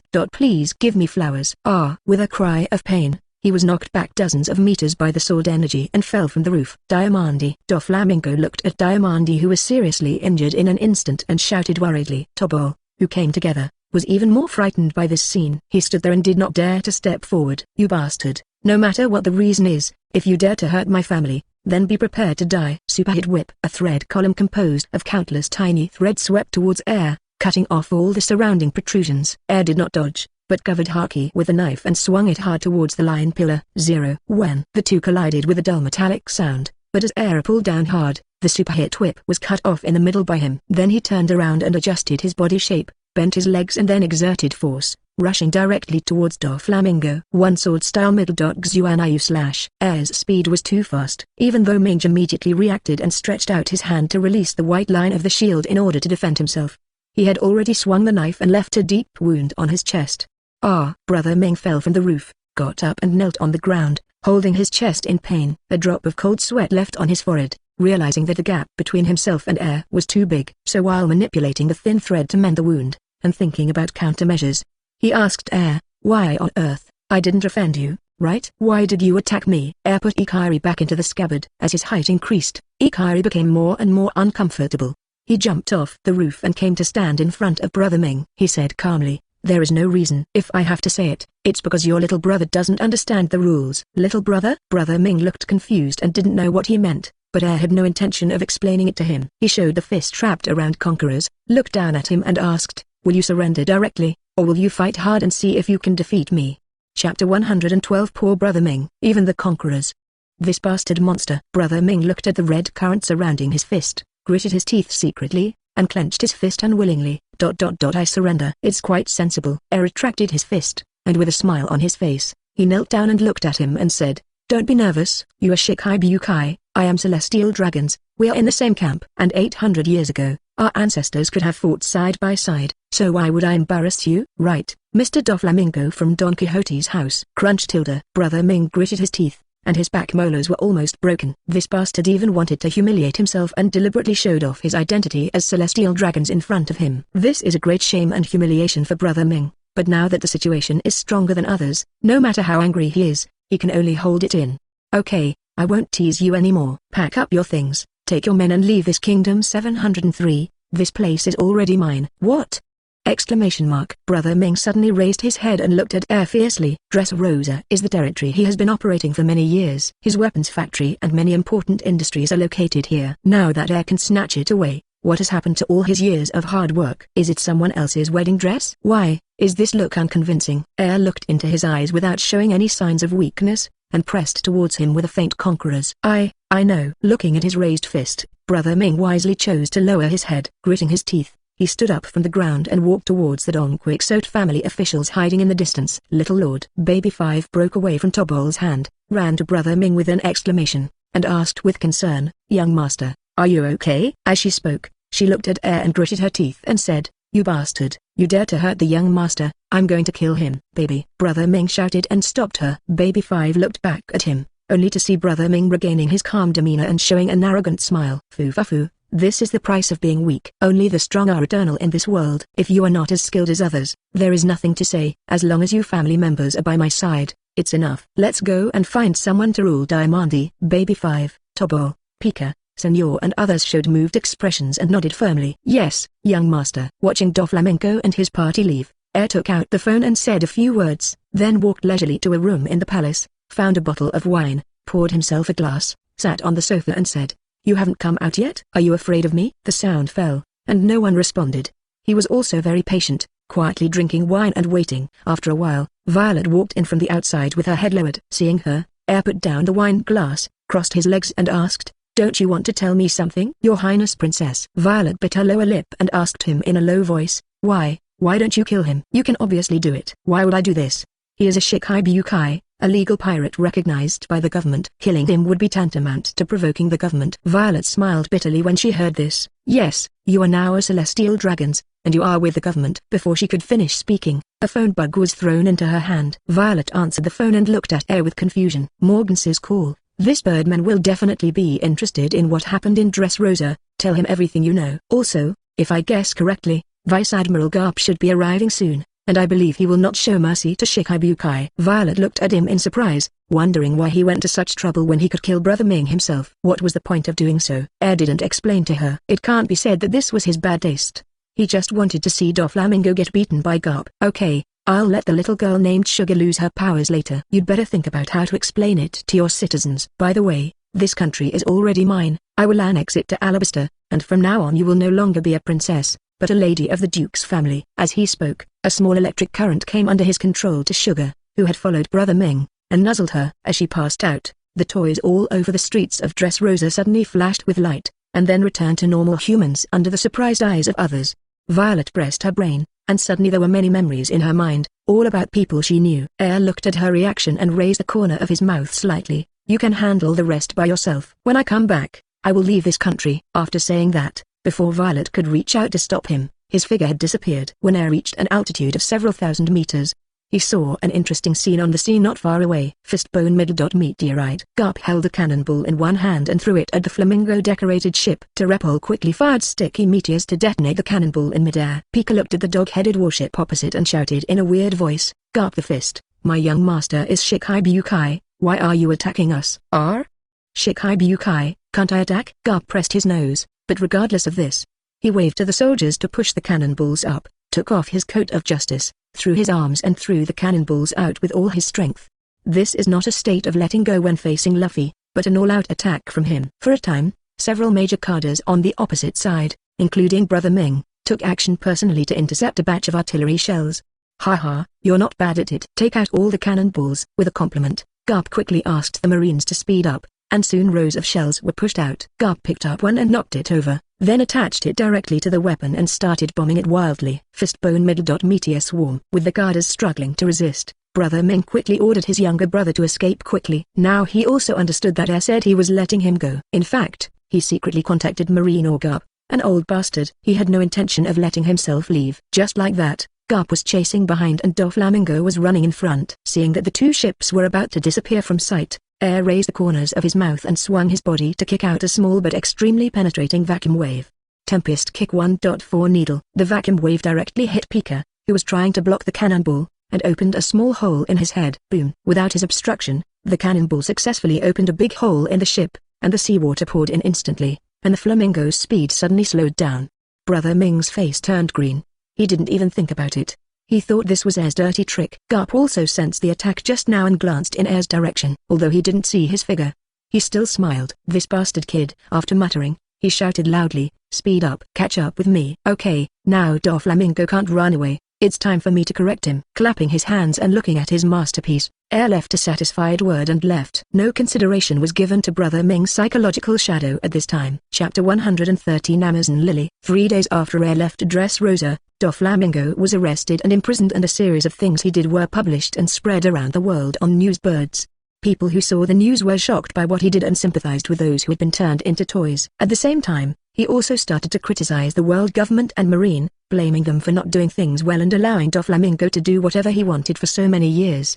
Since there was no news about Air in the news, the public only knew that it was Garp who captured Ming, so they all praised him as the Iron Fist soldier who was worthy of being the Marine hero who captured One Piece. This was naturally the work of Morgans. He smiled crookedly after picking up big news for nothing. He secretly praised Air for his reliability, and he really gave it to him when there was big news. So I directly erased his figure, not to cause him any trouble, but also made up my mind to say good things for him in the news in the future, so as to reverse his increasingly bad image in the hearts of the people. But this was none of Air's business. He drove for 3 days and finally arrived at his target, the kingdom of Amazon Lily. Because Hancock had been contacted in advance, the other party had set up their formation early and was enthusiastically prepared to welcome him. 24 After sensing Hancock's figure, he turned into a bolt of thunder and came to her. As soon as he stood firm and before he could say a word to the legendary Empress, the beating of gongs, drums and warm cheers came from all around the square. Air glanced around with a confused look, and saw many women in cool clothes waving their hands and cheering at him, looking very welcome to him. Just when he was puzzled, the second sister Zheniya took the initiative and said, "Mr. Air, they were all arranged by my sister to welcome you." Nodding his head clearly, Air thought that his charm was so great that the entire Daughter's Island was attracted by him. Only then did he officially look at Hancock, and their eyes just met. "Ah!" Hancock screamed, covered his face shyly, and turned around, not daring to look at him. Even with just a glimpse, Air saw her face clearly. How should I put it? She is indeed recognized as the most beautiful woman in the world. Air was a little confused when he saw her for the first time. Hancock specially changed into a white cheongsam today that matched Air very well. The cheongsam had a very deep opening, reaching directly to the top of her thighs. Her beautiful long black hair spreads behind her like a waterfall, her big almond-shaped eyes, and her sapphire-like dark blue pupils reveal a little shyness. He has a fair face, a straight bridge and a small nose, and his thin lips are like ripe syrup peaches, making people salivate. After shaking his head to let his brain regain consciousness, Air was frightened for a while. Although he is lustful, with Hina and several other women, he now has a strong resistance to beautiful women. But I was still a little distracted when I saw Hancock just now. I don't know whether it was because of her natural beauty or the bonus of the sweet fruit. The two sisters behind Hancock couldn't help but secretly admire Air when they saw how quickly he recovered. As expected of a man who dared to attack a holy place, he broke free instantly under the charm of his sister. At this time, the shy Hancock also came back to his senses. Looking at Air, who was standing there at a loss, she quickly blushed and invited him to dine together. Air, who was fascinated by the beauty and felt a little embarrassed, quickly followed Hancock's advice and walked side by side to the palace, while the two Zheniya sisters looked at each other and followed silently. When we came to the dining area, what was different from Air's imagination was that this was not a large dining room, but a place that looked like a bedroom. He looked around and saw a large bed in the back room, and it looked like it might belong to Hancock. A long table was placed in the center of the front room, with some very ordinary home-cooked dishes placed on it, as well as these two chairs and two sets of bowls and chopsticks. Air looked at Hancock in confusion, and saw her face was slightly red. She turned to the two sisters who were about to come in and said, "Zheniya, Marigold, I remember you still have something to do. Is there any?" "No. You woo." Marigold was about to say something when her sister Zheniya covered her mouth. "Ah, that's right, we still have something to do, so we're going to the doctor to accompany you." With that said, she took her sister and left with great discernment. After everyone left, Hancock immediately closed the door, turned around and enthusiastically pulled Air to the table and sat down. She picked up a dish with chopsticks, brought it to Air's mouth and whispered, "I cooked this dish myself. I don't know if it suits your appetite." Hearing that she had made it by herself, Air smiled slightly, opened his mouth and ate the dish in one bite. After savoring it carefully, he found that it was more delicious than expected. So he gave a thumbs up and praised, "It tastes great. I like it very much." "Really, Master Air, you just like it." Hancock covered his face with one hand in happiness, and picked up vegetables frantically with the other hand, piling Air's bowl into a small mountain. "That's enough, that's enough. Let's take it again after eating." After saying helplessly, Air started to eat with big mouthfuls, and soon most of the food on the table went into his stomach. Seeing him eating so happily, Hancock was very satisfied. 553 quickly wanted to make some more, but was stopped by Air. Wiping his mouth, Air asked knowingly, "Hancock, you should tell me why you want to see me." This." Hancock hesitated, rehearsing the words countless times, but at this moment he suddenly couldn't say it. Air smiled and held her shoulders, turning her body to face him. "Hancock, you are not in love with me, are you?" Hancock's face immediately turned red when her secret was revealed, but she did not deny it but nodded shyly and admitted it. Air raised the corner of his mouth and continued to ask, "You should know that I have a wife, don't you mind?" "You know, in addition to the 4 Emperor's daughters, I also have many women." "Are there many more?" Hancock pursed his lower lip tightly and rubbed it with his fingers, looking a little anxious. "Damn it. Even if I am not the first one, now I am not even the third one. I am so unwilling." She was full of jealousy of the women Air talked about, and wondered why she didn't meet Air until so late. "It doesn't matter, I don't mind, as long as I can be with you, Master Air. That's enough." Chapter 114 Conquering the Pirate Empress. Blushing and shouting out this sentence that was similar to a confession, Hancock screamed and turned his back to Air, not daring to look at him. "What a shame, I actually said it directly. What if Master Air refuses? How should I face him?" "Will he?" Hancock, who was in random thoughts, suddenly felt a hug around her waist. When she looked sideways, she saw Air hugging her from behind. Then Hancock, Please give me your advice in the future." "Eh?" After hearing Air's words and knowing that he had confirmed his relationship with her, Hancock exclaimed, held his cheeks in his hands, and fell dizzy into his arms. After being confused for a while, Hancock suddenly woke up, carefully broke away from Air's arms, and said to him solemnly, "I have a secret buried deep in my heart that is difficult to tell. But no matter what, I want to tell you about that unbearable nightmare." Then Hancock told everything about being a slave of celestial dragons without any reservation. While talking, Hancock took off his clothes and exposed his back to Air's eyes. It is obviously smooth and flat, beautiful skin that can be broken by blows, but there is an ugly mark on it, which destroys this beauty. You can see it. This is the mark of celestial dragons, a mark exclusive to slaves. Hancock's voice became softer and softer, and she showed Air the biggest secret in her life without reservation. She didn't know how Air would react after seeing this, whether he would dislike her, look down on her, or something like that. But despite all the concerns, Hancock decided to do it. Air looked at the gloomy-eyed Hancock with mixed feelings in his heart, and his anger towards those pigs became even more intense. At the same time, he also felt full of heartache for her. He stretched out his hand and touched the smooth back. Hancock shuddered and let out a sweet cry, his face turning as red as a ripe apple. "It's very painful. This thing tortures you all the time and makes you unable to let it go," Air said in a low voice. "Just let me eliminate it for you." What is this? Is this true? Can this be eliminated? Hancock looked back at him in disbelief and asked expectantly. Air nodded in affirmation. "Yes, but it will hurt a little.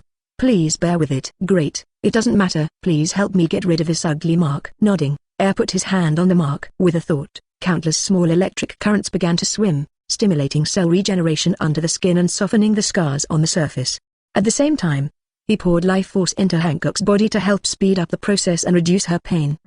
Hancock felt the numbness and stinging pain on his back and couldn't help shouting, but she quickly restrained him.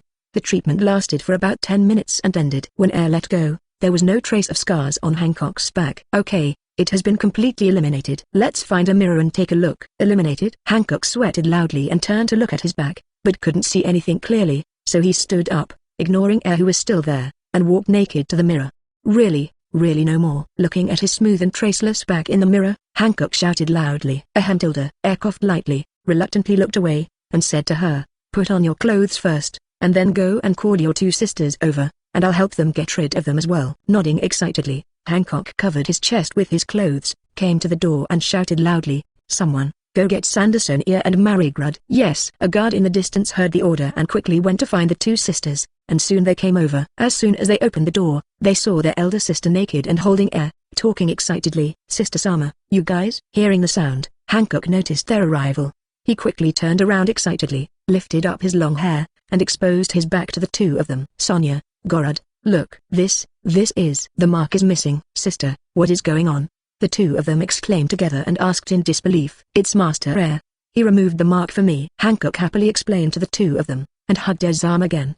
The 2 sisters quickly looked at her. Air raised his head at this time and did not dare to look down. Hancock's current appearance was so exciting that he could hardly hold on and had nosebleed. He quickly changed the subject and said, "You should also take off your clothes, and I will help you remove the marks."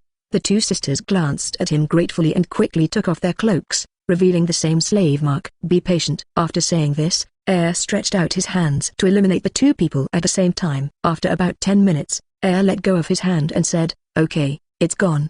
The 2 sisters quickly checked on each other. After making sure that the mark of shame had disappeared, the 3 sisters hugged each other and cried. After a long time, the 3 people's emotions calmed down, and they quickly expressed their gratitude to Air. Waving his hand, Air turned around and said, "Don't say any more words of thanks. Let's put on our clothes first."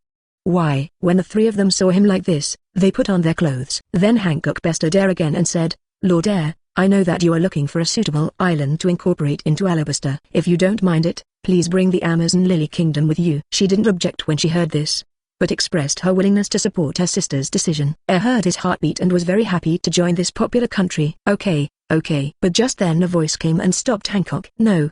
Snake Princess, you are the Emperor of Amazon Lily. How can you do such a thing?" The 3 sisters looked back and saw Granny Nu walking in with a snake crutch. She said to Hancock seriously, "Amazon Lily, as a pirate nation, has existed for hundreds of years under the protection of the Calm Belt. How can it—" "Hey, stop, let me go." Before Granny Nu could finish her words, Hancock grabbed her hair and walked out the door. A former emperor who abandoned his country and went to sea alone should not interfere in these matters. As the current emperor, I can do whatever I want. While she was talking, she had already come to the door and was about to throw Granny Nu out. "Wait a minute." Air stopped her and said, "Hancock, Let me talk to her about something. Chapter 159 Snake Island joins. Okay, Master Air tilde. Hancock changed his face instantly, threw Granny New aside, happily came to Air's side, and hugged his arm. Looking at the clingy Hancock, Air had no choice but to let her do what she did. Granny New got up from the ground, looked at Air and asked fearfully, "What do you want to talk about?" "Let me explain first that the Amazon country will not join Alabaster no matter what." "Grandma New,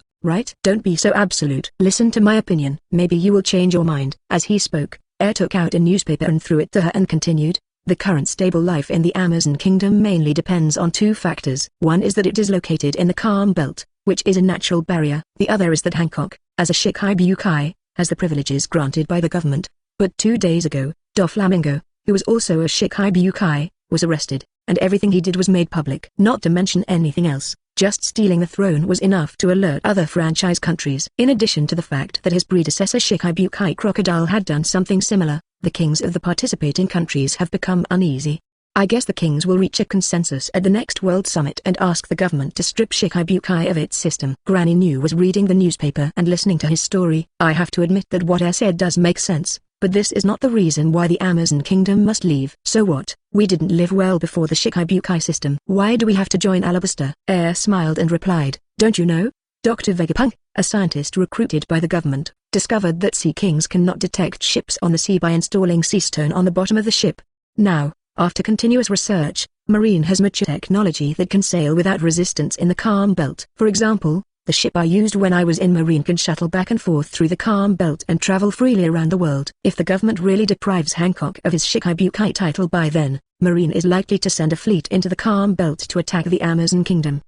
The 4 people present listened to his story quietly, and the more they listened, the more frightened they became. Thinking of the scene he was talking about, Granny New couldn't sit still and asked hurriedly, "Are you telling the truth? Marine already has that kind of technology?" "Yes, if you don't believe it, you can find a warship and take a look. As long as it is a medium-sized warship of the headquarters, it must be equipped with sea stone." Hearing Air's affirmation, Granny New also knew that this was probably true. If this is the case, then the Amazon kingdom will be in danger. Should we just listen to him and join Alabaster? Seeing Granny New's hesitant expression, Air felt that the heat was almost done, so he added more heat and said, "You should know the situation of Alabaster. In order to prevent the government from sending troops to attack desperately, I use my ability to send it to an aerial vehicle so that no one can find it again.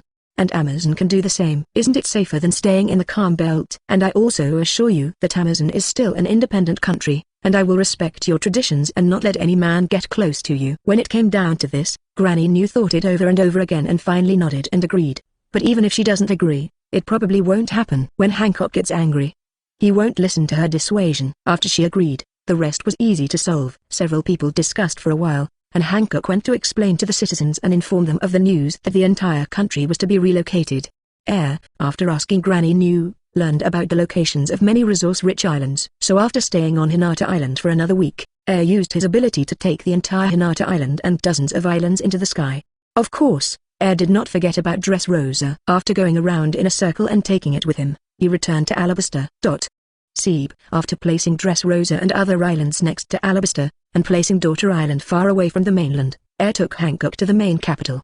He first found Vivi, told her about the new islands, and asked her to send professionals to explore those islands. After Air gathered all his women, he introduced Hancock to them. When Hancock met Hina and others for the first time, she assumed her classic arrogant posture. As soon as she came up, she pointed at them with one hand, put her hand on her hips, and tilted her head directly behind her, so that she couldn't even see her face.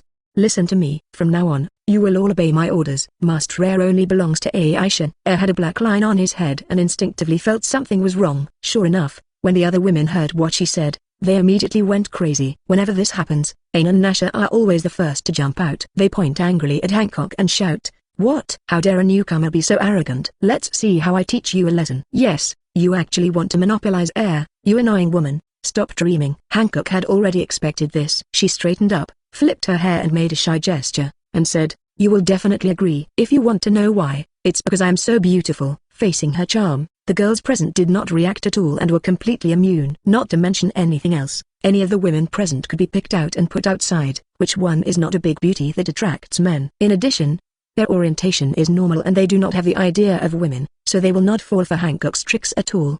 Of course, that idiot is definitely not included. "Ah, Sister Hancock, I like you the most." Yamato's eyes were red, and he rushed over and hugged Hancock, pulling her directly into his arms, completely fascinated by her. "Damn it, you powerless person, let me go quickly." Yamato's own physique is not ordinary, and he also ate the fruit of the phantom beast species. Hancock is no match for her in terms of strength. Then a funny scene happened. Hancock, who was 1.91 meters tall, was held in the arms of Yamato, who was 2.63 meters tall, like a child. No matter how much he resisted, he could not break free from her arms. The children laughed out loud when they saw Hancock's embarrassed look. "Come on Yamato, I support you." "That's right, I'm optimistic about you. Try to win her down." Chapter 116 The First Artificial Fruit. Thanks to 17,763 for your monthly ticket support. After getting along with each other for this period of time, everyone has discovered that Yamato is a type for both men and women. So after seeing this situation, they quickly started to cheer and express their support for the two of them to be together. Seeing that his new wife was about to be snatched away by another wife, finally couldn't stand it anymore and went up and tapped Yamato on the forehead. "Okay, there are still days to come. Do whatever you want to do then. Let go of your hands now." "Oh okay." Yamato was very obedient after being awakened. He reluctantly let go of Hancock and took a step back. Looked at Hancock again and said helplessly, "You two, we are all a family from now on, don't be petty." Hancock glanced at Yamato fearfully, snorted and reluctantly agreed. After saying that, thought for a while and said to Hina, "From now on, Zheniya will be handed over to Hancock. She is very interested in celestial dragons." Hina didn't say anything more and nodded in agreement. Hearing the word celestial dragons, Hancock shuddered and came over quickly. So told her the origin of Zheniya. After listening, Hancock showed a confused smile. In this way, over a period of time, the women gradually became familiar with each other after the initial discomfort. They used their own methods to determine their status and maintain the stability of the backyard. Time flies so fast. Another year has passed in the blink of an eye, and the time has come to see circle calendar 1520. During this period, Alabaster has undergone rapid changes. First of all, there have been huge changes in the original territory. With Binz's continuous efforts, 10 quarters of the country's deserts have been transformed into forests. The environmental improvement policy has achieved great results. Furthermore, the kingdom's airship research has made rapid progress, and Wapo alloy has completely replaced gold as the main material for airship engines. At one time, a large number of airships were born, not only dozens of 150-meter medium-sized warships, but also 3 500-meter large warships. Restrictions on civilian use were also lifted, and people began to be allowed to purchase airships. At this time, there was a ship-buying frenzy across Alabaster. Many people even pooled their money to buy one. Airship business also became prosperous as a result, and a large number of specialties from the new islands were brought to all parts of the world by merchants. Militarily, Linen led the ruined troops to attack everywhere and occupied 4 countries by force, one of which was a franchising country. Adding these countries together, Alabaster's land and population began to skyrocket, reaching a land area of more than 18 million square kilometers and a population of more than 33 million. Speaking of which, has to thank Yixiao. Since their separation, Yixiao has traveled to various countries to promote Alabaster's policies to the oppressed people. For a time, it attracted many people's yearning and decided to leave their country. To this end, also dispatched a group of transport boats, specifically responsible for pulling people behind Yixiao. Then came the most important change. Under Dr. Andy's unremitting research, the first artificial devil fruit was finally born. After receiving the good news, rushed over immediately. "Dr. Andy, how is the situation? Where is the fruit?" Asked impatiently as soon as he arrived at the Academy of Sciences. As soon as Andy, who had been waiting for a long time, saw him, he quickly took him to a laboratory. At this time, many people gathered around in the laboratory, muttering and not knowing what to say. Andy pushed aside the crowd, took head to a glass cover, pointed at it and said excitedly, "This is the devil fruit I created, a replica of the zone orangutan fruit."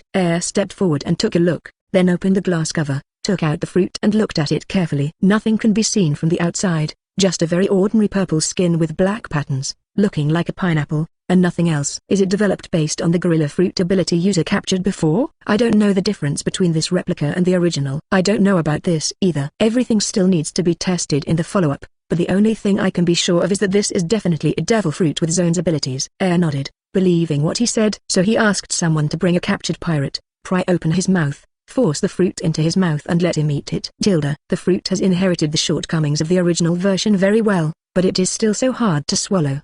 The pirate stretched for a while before he began to change. Asking for flowers. Zero. A large amount of black and hard hair quickly grew on his body, and he began to grow in size, and soon turned into a real gorilla. Roar. The gorilla roared angrily and beat its chest in excitement. "Shut up!" Shouted quietly, calming down the excited pirate. His orangutan had a look of fear and terror on his face. You still have sense, and you can understand the language. Yes. The research on artificial devil fruit is basically a success, Air said excitedly. Looking at the gorilla, he saw countless images of Bailey waving to him. We still need to check to see if there are any abnormalities in other parts of his body, and whether he can freely control changes, etc. As Andy spoke, he came to the orangutan and pretended to draw his blood. Of course the orangutan is not happy. He does not want to be a guinea pig in the experiment. Air saw this and comforted him. Don't move, and cooperate with the doctor's research. When this time is over, I will send you directly to 4 Emperors Kaido and let you become his subordinate. The orangutan hesitated for a while, then nodded and agreed, and began to actively cooperate with Andy's blood drawing and other experiments. A few hours later, Andy came to Air and said with some disappointment, Your Highness, according to the data I just obtained from the experiment, this fruit did not meet expectations. Not only is the physical bonus only 2/3 of the original version, but even the recovery speed is not as good as the original version. Moreover, there is a high probability that this fruit will not allow the ability user to awaken. That's it. Air also felt a little regretful. But even so, it was much better than Guy's bullshit. At least this kind of fruit can guarantee that every fruit can gain abilities. Except for the shortcoming of low yield, as far as artificial fruits are concerned, it is already perfect. Air quickly said, It's okay, that's enough. Anyway, you won't eat the fruit yourself. It's enough to sell it. Doctor, please continue your research and try to make artificial paramecia fruit. That is my goal. Chapter 117 Daughter. Andy nodded helplessly. This is all he can do now, and he will study it slowly in the future. After praising Andy and promising a billion bonus to the scientists who worked with him on the research, Air returned to his bedroom in the palace. After rummaging around in the desk, Air took out Kaido's phone and dialed. Hello, Mr. Kaidos. I haven't contacted you for a long time. How are you doing? Air greeted Kaido familiarly. Due to business and other reasons, the two of them often communicated on the phone, so their relationship is now very familiar. It's the little brat Air. What do you want from Losey? Kaido's voice came, but it was accompanied by bursts of screams. Air raised his eyebrows, probably because some people who were not afraid of death challenged him. Remember what I told you half a year ago, about the artificial devil fruit? There is now progress of 587. Oh? Kaido became interested now. With one move, the unknown pirate captain with a bounty of more than 200 million rolled his eyes and fell to the ground. He asked Air, That's what you said, can I have an artificial fruit of an army of zone ability users? Have you already researched it? That's right, I just let people experiment. Although the increase is a little less than 2/3 of the original version, it still can't awaken the fruit ability. But this is enough, isn't it? After all, this is a mass-produced thing. As long as you have money and time, you can have as much as you want. Oh, good. Losey wants all these fruits. Send them to me quickly. No problem. I will send you the first guy who eats the artificial fruit. You can try his ability yourself. Well, I see. After saying that, Kaido didn't hang up the phone in a hurry. He seemed to have something to say, but he couldn't. After secretly cursing arrogant, Air asked, Do you want to talk to Fanny? She has been saying that she misses you recently. Well, then I'll reluctantly talk to her. Curling his lips, Air left the bedroom and found Yamato in the next room. Wow, I don't want it. Stop. Give me the medicine. I saw a little bin running around the table crying, while Yamato was chasing her behind with a medicine bottle. The two of them ran and chased her, making the room a mess. Hey, Yamato, what are you doing? Kaido's angry roar came from the phone bug, and his voice echoed throughout the room. Smelly daddy. Yamato stopped immediately when he heard the sound. Little Dowding instantly smiled with joy, ran to Air's feet, took off his pants and clothes, and climbed up. Be careful, Air said lightly, and hugged her lovingly. Xiao Dowding grabbed the phone bug in Air's hand and cried, Grandpa, my mother bullied me again. I'm not sick at all. She insists on me taking bitter medicine. Stinky girl. This is a medicine that a book says is very useful for children's development. It took a lot of effort for me to ask someone to make it. Drink it quickly. Yamato came to Air angrily, grabbed the straw of the oral liquid and was about to stuff it into her mouth. Yamato, you bastard. Don't give Fanny something weird to drink, and throw away all your old books to Losey. Kaido's roar came again, and you could clearly hear that he was very angry now. What are you talking about, Stinky Daddy? This is a medical book that I specifically asked the most powerful doctor in Alabaster for. It is not a shabby book. And Fanny is my daughter. How I discipline her is my business. Does it have anything to do with you? Nanny, what is your attitude? Losey is your father, and Fanny is also my lovely granddaughter. Of course Losey can take care of it. What father? If you lock up your daughter with handcuffs like this, Can you still be considered a father, asshole? You. Kaido and Yamato started arguing, while Air was sitting on the bed watching the show with Fanny in his arms. Fanny is his and Yamato's daughter. She is just 10 months old and was born shortly after Hancock arrived last year. What left Air speechless was that Yamato didn't react at all to being pregnant, and his belly didn't seem to grow at all. Air didn't know until Yamato pestered Hancock. The two started fighting, and accidentally broke the amniotic fluid. Fanny was only 7 months old at the time. If we push it forward, that is to say, the two actually had a child not long after they got married, but they never found out. When he found out that Yamato was pregnant, Hancock was so frightened that he thought he had made a big mistake. Fortunately, Yamato had a special constitution and gave birth to Fanny directly on the hospital bed before she was pushed into the operating room. The total time from the time the amniotic fluid broke to giving birth to the baby was less than half an hour. Moreover, the little guy is very healthy. He can run and jump at 3 months, and he can speak clearly and communicate with adults at 4 months. Looking at the little horns on Fanny's head, Air sometimes wondered whether it was due to his own superior genes or to Yamato's genes. But no matter what, Air has her first child, and her only one at the moment. The father and daughter argued for a long time, but could not come to any result, so Kaido ignored Yamato and asked her to give the phone bug to Fanny, hoping to have a good chat with his granddaughter. Yamato snorted coldly and handed the phone to Fanny unhappily. Fanny made a face at her mother, and before she got angry, she sweetly shouted, "Grandpa, I miss you, and will you come over to see me?" "Oh, Fanny-chan, Grandpa is busy right now and can't come see you yet, but I've asked Uncle Jin to prepare a gift for you, and I'll send it to you in a few days." "Really? Thank you, Grandpa. I want the same mace as you, but my mother didn't make it for me before." "Well, this bastard girl Yamato is really stingy when she doesn't agree to such a small request." "It doesn't matter. Grandpa will make you a little mace 1.9 exactly like mine. You can play with it as you like." "Hee hee, Grandpa is the best." If someone who is familiar with Kaido hears the conversation just now, they will definitely be surprised. This is not the Kaido of the beasts who kills without blinking an eye and has a cruel personality. This is clearly a cute old man who dotes on his granddaughter. Not to mention this time, when Air carried Fanny to see Kaido for the first time, the scene made his outlook even more explosive than it is now. Who has seen Kaido making funny faces to make children happy? Who has seen Kaido holding cute dolls and making all kinds of weird sounds? Hey, I saw the 3 major signboards of Air and Beasts. At that time, the 4 of them were messed up in the wind. Even Jin and Air, who always wore a mask, could see his eyes widening and his jaw hitting the ground. Chapter 118. A little snake with horns on its head. The grandfather and grandson chatted for a long time, and Kaido reluctantly ended the call. Before hanging up, he didn't forget to curse Yamato. Yamato was so angry that he almost strangled the phone bug to death. Okay, we're kissing each other across generations. You should also be considerate of the almost 60-year-old man. After persuading Yamato for a few words and waiting for her anger to subside, Air grabbed Fanny, who was about to run away, and lifted her up despite her struggling with her hands and feet.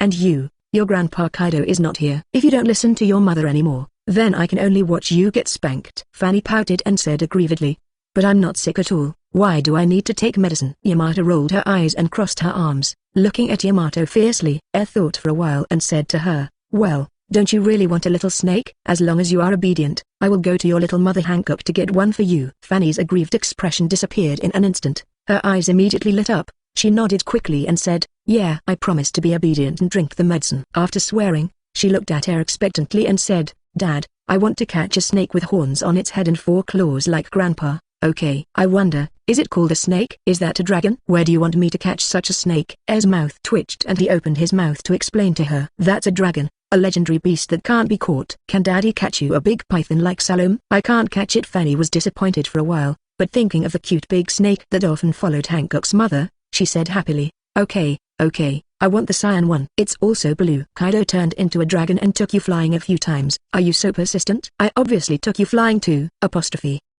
Air kept complaining in his heart, and for the first time he disliked his dragon form. Sure enough, the Western dragon is not as handsome as the Eastern dragon, and even children can't look down on it. After watching her take the medicine reluctantly, Air followed her words and took her to find Hancock. At this time, Hancock was sunbathing by the pool. When she felt someone approaching, she took off her sunglasses and looked over. "Ah, little Fanny, let mommy hug you quickly." Hancock shouted in surprise, opened his arms and called to the little girl. Fanny kicked her little feet twice, jumped directly from the arms of Air, who was now 2.72 meters tall, and immediately threw herself into her arms.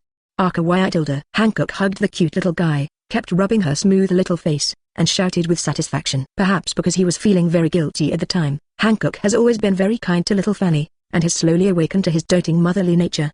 "Hancock, Fanny wants a boa constrictor like Salomena, and it must be green. Can you help get one?" "No problem. I'll take care of such a small thing, and I'll send someone to catch one right away." Hancock agreed without even thinking about it. Then she looked at the maid who had been standing quietly and said nothing and said, "Hey, why are you still standing there? Why don't you tell the news to my sisters soon?" The maid is Zheniya, and now she has completely transformed into her shape under Hancock's education. "Yes, Master Hancock." Tilda, with red eyes in her eyes, she agreed excitedly, and then went to contact Zheniya and the others on Nine Snakes Island. Looking at Zheniya leaving, said helplessly to Hancock, I gave her to you in the first place just to let you vent your anger.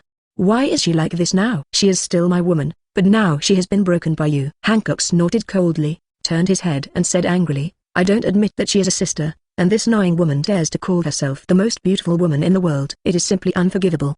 Scratched his head, not sure what to say. Ever since he let Zheniya eat the bullshit fruit, her appearance has indeed become more beautiful again. But she wasn't so beautiful that she was shocking. Instead, her self-confidence was inexplicably swollen. Confident beauty is truly beautiful. Normally she doesn't care no matter what you say, but as long as you dare to tell her that she is not beautiful, she will dare to talk back to the head maid whom she fears the most. Hancock, the real world's most beautiful woman, was naturally very unhappy about this, so she used the charm of the sweet fruit to stun the other party, playing with her in disguise. "Forget it, just be happy as long as you're happy." Speaking of how is Girls Island doing now, I heard that you plan to relax some of the restrictions and allow women from Alabaster to visit. Hearing this, Hancock raised his head, put his index finger on his chin, and recalled, "Yes, this is still the suggestion of the old stubborn mother-in-law. She said that since she has joined, she must get along well with the people here and not be too out of place. Moreover, she hopes Amazon Lily warriors will adopt female orphans within Alabaster to fill the country's population." That's it. Thought for a while and felt that this proposal was nothing. Although Alabaster's welfare benefits for orphans were good, it would also be good to give the children a home. Moreover, Amazon Lily is a powerful nation of Hawkeye. Children trained by them are basically known to all Hawkeye. Giving children to them can also increase the country's strength. Okay, I agreed. There happened to be a large number of orphans in Chiomai province because of King Marlowe. I will ask someone to count them and send suitable children there. That's great, thank you dear. Hancock is very happy. She still cares about Amazon Lily. Now that she has these children, she can fill the problem of not having many new generation children in China. Don't be so polite, we are a family. After saying something with a smile, lay down on the chair next to her. Fanny also ran out of Hancock's arms and jumped into the swimming pool to play alone. The two of them just watched Fanny playing and chatted wordlessly. The scene was very warm for a while. "You guys are really leisurely, you let me do this and that, but you are enjoying yourself here." The two stopped chatting and looked at the visitor together. I saw Hina walking towards the two of them holding a newspaper. Tilda. Hancock snorted coldly and said in a strange tone, "Who makes you the sister? Of course you have done more than other sisters." "That's right. So Hina who works hard is the elder sister, and the one who is lying on the chair and lazing around is the younger sister." "Damn it, my figure is not your sister." =+=_. "Well, I'll leave it to you to help Vivi handle government affairs, take care of heirs' assets, manage household chores and other small things. Hina just happens to lie down here and take a rest." Chapter 119 Hawkeye. Hancock was choked and speechless. Although she was the Emperor of Amazon Lily, her main job was to go to sea to plunder supplies. She usually left troublesome things like handling government affairs to her subordinates. Looking at Hancock who was choked and speechless by Hina again, also felt funny. Since arriving, she has thought about suppressing the other girls and becoming a sister herself. Ain and Nasha, the two most popular dancers, were dealt with first, and they honestly accepted Hancock as their sister. Vivi, Rue, and Garrett recognized her strength and took the initiative to recognize her as their sister. But she couldn't do anything with Hina and Yamato. The two of them take care of all affairs for air, and their status is unshakable. The man who pestered her every day had evil intentions towards her, making it difficult for her to resist. These two are the only two enemies that Hancock has no choice but to sulk in secret. After watching the show for so long, finally spoke. "Okay, stop bickering. Hina, just tell me what you have to do with me." Rolling her eyes at him, Hina handed him the newspaper and a piece of intelligence in her hand, and said, "It's about the man you care about very much. He has defected from the Whitebeard pirates." "Why, Teach? Did this guy eat dark fruit?" Quickly took the newspaper and information and checked it. Sure enough, the newspaper reported that Teach, a member of the Whitebeard pirates who had been unknown until now, killed Saki, the captain of the 4th Division, and betrayed the Whitebeard pirates. Another piece of information was that members of the SAS discovered Teach's traces, but just when they wanted to continue tracking, they were discovered by the other party. This information was sent back by two members of the SAS who had a few big holes in their bodies and pretended to be dead until Teach left. It's a pity for Air. If he could know where Teach is now, he could just go there and kill him. However, Air turned over the information further, and an interesting piece of news attracted his attention. The world's greatest swordsman, Hawkeye, appeared near Upside Down Mountain, seemingly chasing a certain pirate group. Anxious to report teachers' information to their superiors, the SAS members did not study it in detail. They just saw it from a distance and reported it along with them. Air touched his chin. It's Sea Circle Calendar 1520, and the one Hawkeye's chasing should be the Creek Pirates. That means Luffy and the others are almost at Barati, the sea restaurant. By the way, I promised Root to go to East Blue to see Sanji, or just go and have fun and meet Hawkeye. By the way, I am also very interested in the position of the world's greatest swordsman. 7. Doing what he thought of, Air took the information about Hawkeye and asked Zheniya and Hancock, I want to go to East Blue and meet Hawkeye. Do any of you want to come with me? Dad, I want to go. Before the two women could answer, Fanny rushed out and shouted loudly. Holding her in his arms, Hancock said, since Fanny wants to go, then I will go too. Nodding, Air looked at Zheniya, only to see her looking at him calmly without saying a word. He spread his hands and sighed. Air said, okay, I know you are busy, I will bring you a gift. Why? Zheniya crossed her arms and said calmly, I'll help you ask other people. After that, she turned and left. Looking at her back, Air wondered if he should find two helpers for her. It wouldn't be good to make her work so hard all the time. Hey, let's talk about it then. Let's go, let's pack our things and set off on the Conqueror. Oh, let's go out and play. Fanny was very happy, staying in Hancock's arms, waving her little hands and cheering. Hancock also smiled and carried her back to Yamato's bedroom. After some discussion, Yamato, Garrett, Rue, and Hancock decided to follow Air to East Blue. Ain and Nasha are training themselves in the training room and have decided not to leave until they can defeat Hancock. Vivi and Zheniya stayed at home as usual, handling the affairs of the kingdom. Zheniya was also left behind by Hancock because he didn't want to see her hanging around while he was out with Air. After saying goodbye to the four girls, Air carried Fanny and boarded the Conqueror. Now, this super-large battleship finally does not need to be controlled by his abilities. Instead, it is controlled by the kingdom's professional airship operators to complete a series of sailing missions. After the Conqueror set off smoothly, Air found Drew, who was reading in a study, moved a chair to her side, and asked with a smile, how's it going? I'm going to see my brother soon. Is there anything you want to say to him? Closing the book, Drew propped up his chin and recalled, Sanji, my father always regarded him as a failure and a shame to the family. My inhumane younger brothers also often bullied him. In that place that he could not call home, Sanji had been living in pain. Later, his mother passed away, and his father locked him in a cage and announced his death to others. I couldn't bear for him to spend his whole life in a cage, so I secretly let him go and left him in East Blue. To be honest, when I knew that he had realized his dream of being a chef and had a good boss to take care of him, I was really happy for him. But I haven't seen him for so many years, and I don't know what to say to him. Maybe it's best not to see him at all. Seeing me, my sister, he must have remembered the painful memory of that time in Germa again. As he spoke, Rue lowered his head in despair. Recalling her days in Germa made her feel uncomfortable. Looking at her, Air gently held her in his arms, bringing warmth to her with his actions. Don't think too much about it, it's just an ordinary meeting between siblings. You are no longer from Germa. I am your family. I will always be by your side and take good care of you. Rue felt warm in his heart and lay quietly in his arms. After being quiet for a while, Rue suddenly said, how many women have you said this to? Forward. East Blue, Sea Restaurant Bar 18. Hey, handyman, send the dishes to the guests quickly. Arsehole, you actually stole the food for the guests. Get out of here and wash the dishes. Idiot. What are you doing? You smashed the plates. Get out of here and serve the guests. Chapter 120. Brother-in-law Sanji. After a moment of turmoil, Luffy was kicked out of the kitchen. Really, too stingy. Sulking, he muttered as he went to the restaurant below and started ordering food for the guests. Not far away, Nami, Zoro, and Usopp, who saw everything in their eyes, sighed at the same time. Usopp lay on the table and complained feebly, this guy doesn't really want to work here for a year. 11. Zoro leaned back on his chair boredly, looked at the ceiling and said, who knows, maybe this is really possible. Really, we can't waste our time here. Nami couldn't bear it any longer, slapped the table and stood up, heading towards Luffy. At this time, the door was suddenly opened. Sword God Joseph and Sword Master Johnny hurriedly ran in, came to the three of them and pointed at the door, dancing and wanting to express something, but they were too anxious to speak.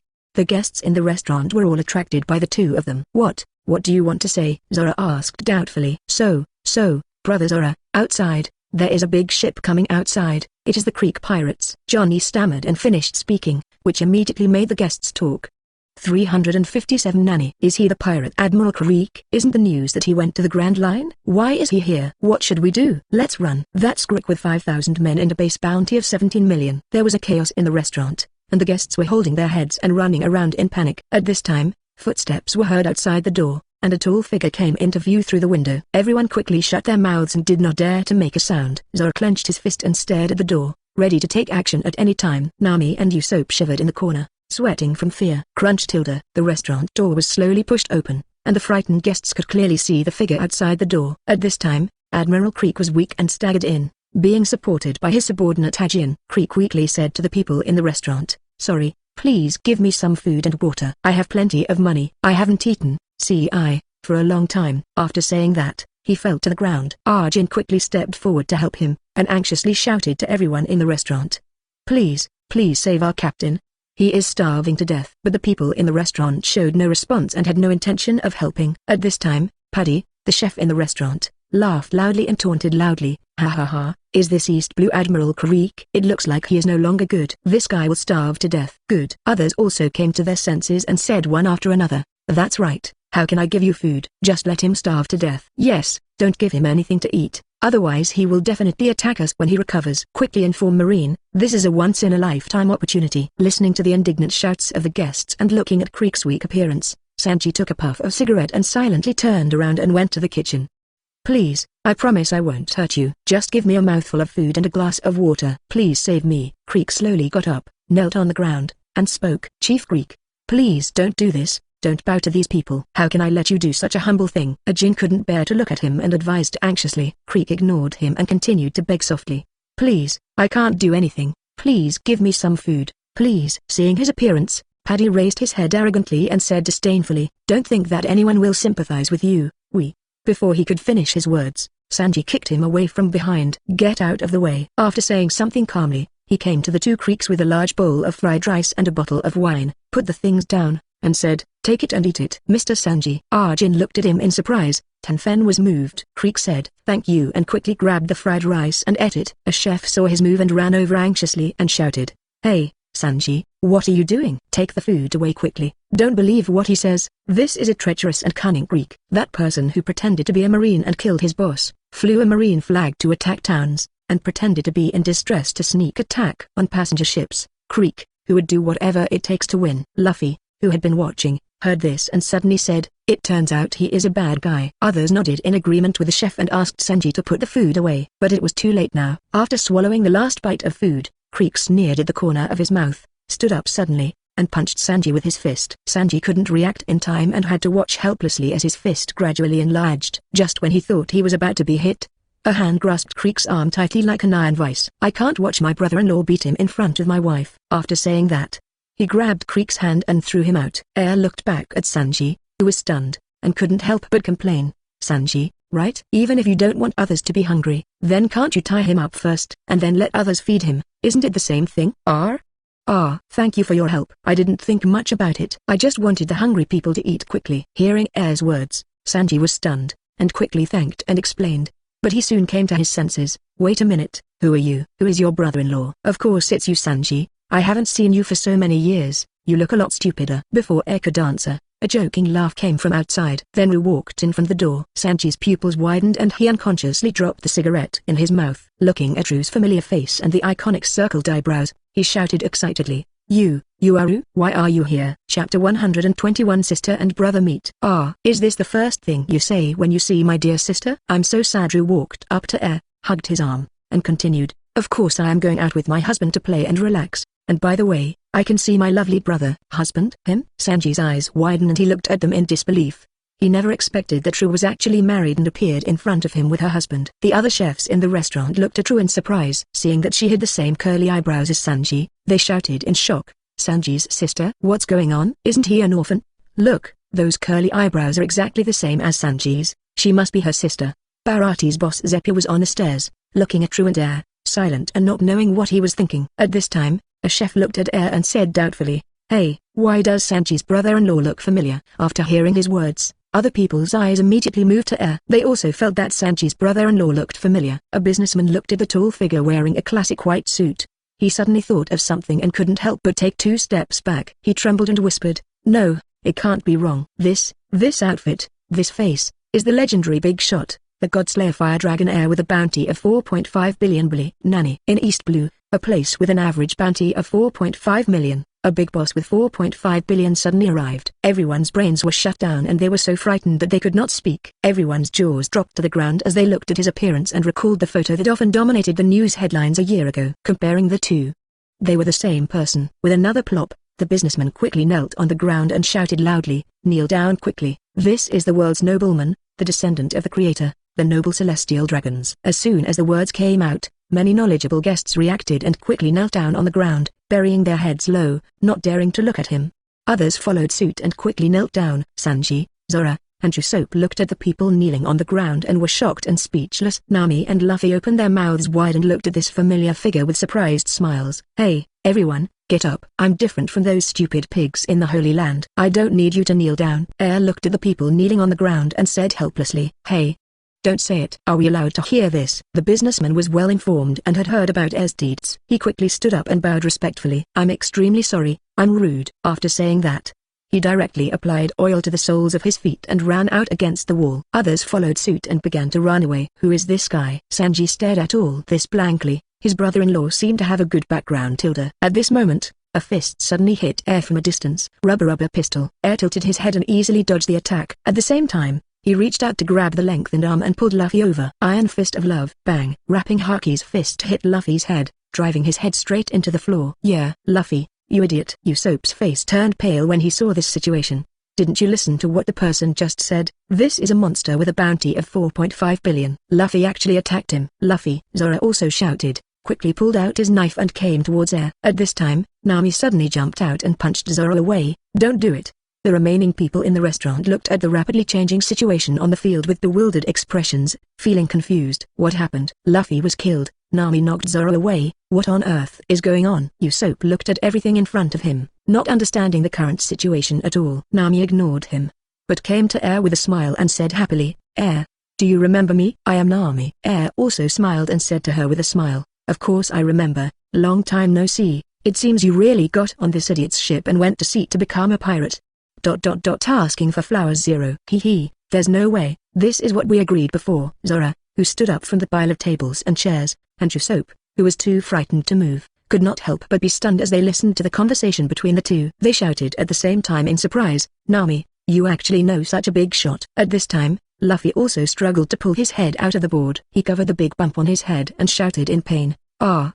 Damn it, Air, your fist really hurts just like Grandpa." "Idiot, this is the Iron Fist of Love I learned from old Manga, specially used to beat you." Air glanced at him and said lightly mockingly. Luffy jumped up, clenched his fists and shouted to him loudly, "Air, you bastard, I am different from a few years ago. I am very powerful now." "TCH, you weren't knocked down by my punch." Damn it, let's have a fight. I want to show you the results of my hard work over the years." Luffy shouted, but Air ignored him at all. Instead, he smiled at Nami and Sanji and said, "You all have a lot to say, let's talk." While eating. As he said that, he wanted to take a few people to find a seat to sit down, but at this time the door of the restaurant was pushed open again, and Hancock, Yamato, and Garrett also walked in. "Aren't you done reminiscing about the past? That guy from Hawkeye is already here." Garrett pointed to the door and said to Air, This is a super beauty." Before Air could say anything, Sanji's eyes were filled with red eyes and he rushed towards her excitedly. Bang! Suddenly, a ball of butter bound his hands and feet, causing Sanji to hit his face directly to the ground. "Hey, Ru, is this idiot your brother? Is he as horny as Air?" "Hey, don't say that to me," Air muttered softly. Ru nodded to her, smiled and came to the fallen Sanji and said, "No, little Sanji, they are all my sisters. They are Air's wives." Chapter 122 Hawkeye arrives. Zoro challenges Nani. "Are these all beautiful big sisters?" "Bastard, I'm going to kill you and take the big sister away." Sanji was shocked, twisted his limbs, and yelled jealously. After saying that, he was like a salted fish and lost his dream. "Damn, why is it not me who has so many beautiful wives? I'm so envious." Fanny, who was held in Yamato's arms, bit her finger and asked Ru, "Mom, is he Uncle Sanji?" "What's wrong with him?" "Ignore him, he's an idiot." "Oh." Sanji's ears perked up, he sat up from the ground with difficulty, looked at Fanny, and asked in shock, "Ru, this can't be your daughter?" "Of course not." Ru stood up and came to Yamato, picked up Fanny, and said, "This is Yamato's daughter. Didn't you hear that she called uncle?" Sanji breathed a sigh of relief, thinking that he even had a 417 knees. Nami and Luffy looked at the little girl in Ru's arms. Air was surprised and asked, "Oh, this is your daughter?" Air walked over and pinched Fanny's little face, smiled and said to the two of them, "Yes, it looks like this. It's very cute." "Well, it's indeed cute. The two of them looked at the little guy who turned his head and smiled sweetly at them, and nodded in praise. Usopp looked at the situation in front of him and was unable to complain. The situation changed too quickly, and his brain was overloaded. CPU started to smoke. Zoro's focus is not here. He has been in a state of excitement since hearing Hawkeye's name. The thought that he was about to meet that man and challenge him made him tremble with excitement. Air also remembered the business at this time, and quickly said to a few people, "Let's go out and take a look. The guy I was waiting for has finally arrived." After that, he took the girls and walked out. Garrett did not forget to remove Sanji's ability before going out. Luffy and his group looked at each other and the chef on the ship and quickly followed. Zeppo also followed out, but his eyes were always on Ru. Ru also noticed his gaze, turned around and nodded at him with a smile. As soon as they came out of the restaurant, everyone saw a classic scene, the scene of Hawkeye slashing the Creek pirate ship. The sword energy cut through the middle of the pirate ship, and the entire ship instantly split into two halves. The pirates who were still lying on top fell from the ship like dumplings in an instant. What's going on? The boat actually split in the middle. The chefs opened their mouths wide and said in disbelief. Hancock looked at the miserable state of the ship, snorted coldly and said, "It is indeed Hawkeye's sword energy. Even if he is a concubine, this man has to admit that he is powerful." Sword energy, is this ship man-made? This is impossible. How can such a thing be done? Usopp said in disbelief as he looked at the large ship in front of him that was many times bigger than a Mary. Nothing is impossible. For the world's greatest swordsman, it's just a matter of waving a hand. Air said to him calmly. After saying that, he turned to look at Zoro, who was already ready to make a move, and asked, "How do you want to challenge him?" Zoro silently took off the scarf on his arm and tied it tightly on his head. He took out the word emoji from his waist and said, "Of course, I went to see for him." While he was talking, a coffin-like boat passed through the wreckage of the pirate ship and slowly floated towards this side. On the boat, a man wearing a white fur hat, a burgundy floral shirt, white trousers, and a black trench coat raised his head and looked at her. He stood up, looked at the long sword on Air's waist and said, "Fire Dragon Air, I have heard for a long time that you are a powerful swordsman. I didn't expect to meet you here. Are you here to challenge me?" "Yes, I came here specifically to find you. But there is no rush between us. The person next to me can't wait." Air nodded in response. As soon as he finished speaking, Zoro strode forward, looked at Mihawk and said, "Mihawk, I just wanted to see you go out to sea. You have time to spare. Let's have a battle." The people next to him shouted out when they saw the three knives on his waist. The three swords are Pirate Hunter Oronoa Zoro. Does he want to challenge the Hawkeye man? Hearing the sound, Mihawk looked away from Air, looked at Zoro, and asked calmly, "What is your goal?" "The strongest." "Huh, that's really stupid. I'll just play with you." After saying that, Hawkeye jumped onto the wreckage of the pirate ship, folded his arms and said calmly, "If you are a top-notch swordsman, you will be able to detect the huge gap between you and me even without fighting. If you dare to confront me with swords, do you think you have courage or are you ignorant?" Zoro bit Hedao Yaiwin in his mouth, pulled out the other two swords, and said, "It's because of my ambition and the agreement with my best friend." "Oh yeah." Mihawk looked at him calmly and took off the cross pendant from his neck, pushing the scabbard open to reveal a small hand no longer than a finger. Under Zoro's confused eyes, he said calmly, "I am different from the stupid beast who uses all his strength to hunt rabbits. Even if you are a famous swordsman, this is the weakest East Blue in the world after all." As he spoke, he showed the contempt of a king and said with a very unbeatable expression, "Unfortunately, I no longer have a knife smaller than this." Zoro gritted his teeth. How could he, who was so arrogant, accept being ridiculed like this? "Asshole, you have to have a limit when you look down on people. Don't regret it if you die." After saying that, he rushed forward in big strides. "Frog in the well, come and see how big the world is." Zoro used his three swords at the same time and used his special skill, three-sword style, Ghost Slash. But he didn't expect that Hawkeye simply sent the knife forward, accurately found the floor, and blocked the blow. Impossible. How can the gap be so big? Zoro jumped back in disbelief, and then attacked Hawkeye again. As a result, no matter how fast he was, how powerful he was, or how tricky his angle was, his attacks were all neutralized. Ho tilde. The panting Suolong looked at Hawkeye, who was breathing evenly throughout the whole process and without any damage on his body, and clenched the two knives in his hands. "We must not lose. We have agreed that I will become the strongest swordsman in the world." He crossed his two swords on his back with a Wadyakuman he was biting, stared at Hawkeye, and slashed at him with all his strength. Three-sword style middle. Tiger hunting. There was a slight sound of a sword entering flesh, and Hawkeye grabbed the knife and stabbed it into Zoro's heart. "Why don't you retreat?" Next, just like in the original work, the two spoke the classic dialogue, and finally Hawkeye pulled out the supreme sword, the black sword, Knight, and completed the final blow to Zoro. Zoro X. Chapter 123. The battle for the world's greatest swordsman. The sword god and sword master quickly jumped into the sea to save him. Luffy shouted, stretched out his arms and wanted to rush towards Hawkeye, but was stopped by Air's hand. "Don't worry," he kept his hand, your partner is not dead yet. Luffy looked at him and asked excitedly, really? That's great. As he spoke, he looked towards the sea and saw that Zoro had been picked up and brought to the boat, and Usopp was bandaging him anxiously. Hawkeye glanced here, withdrew the black sword, and shouted to Zoro, I am Dracula Mihawk, see yourself clearly, recognize the world clearly, and become stronger.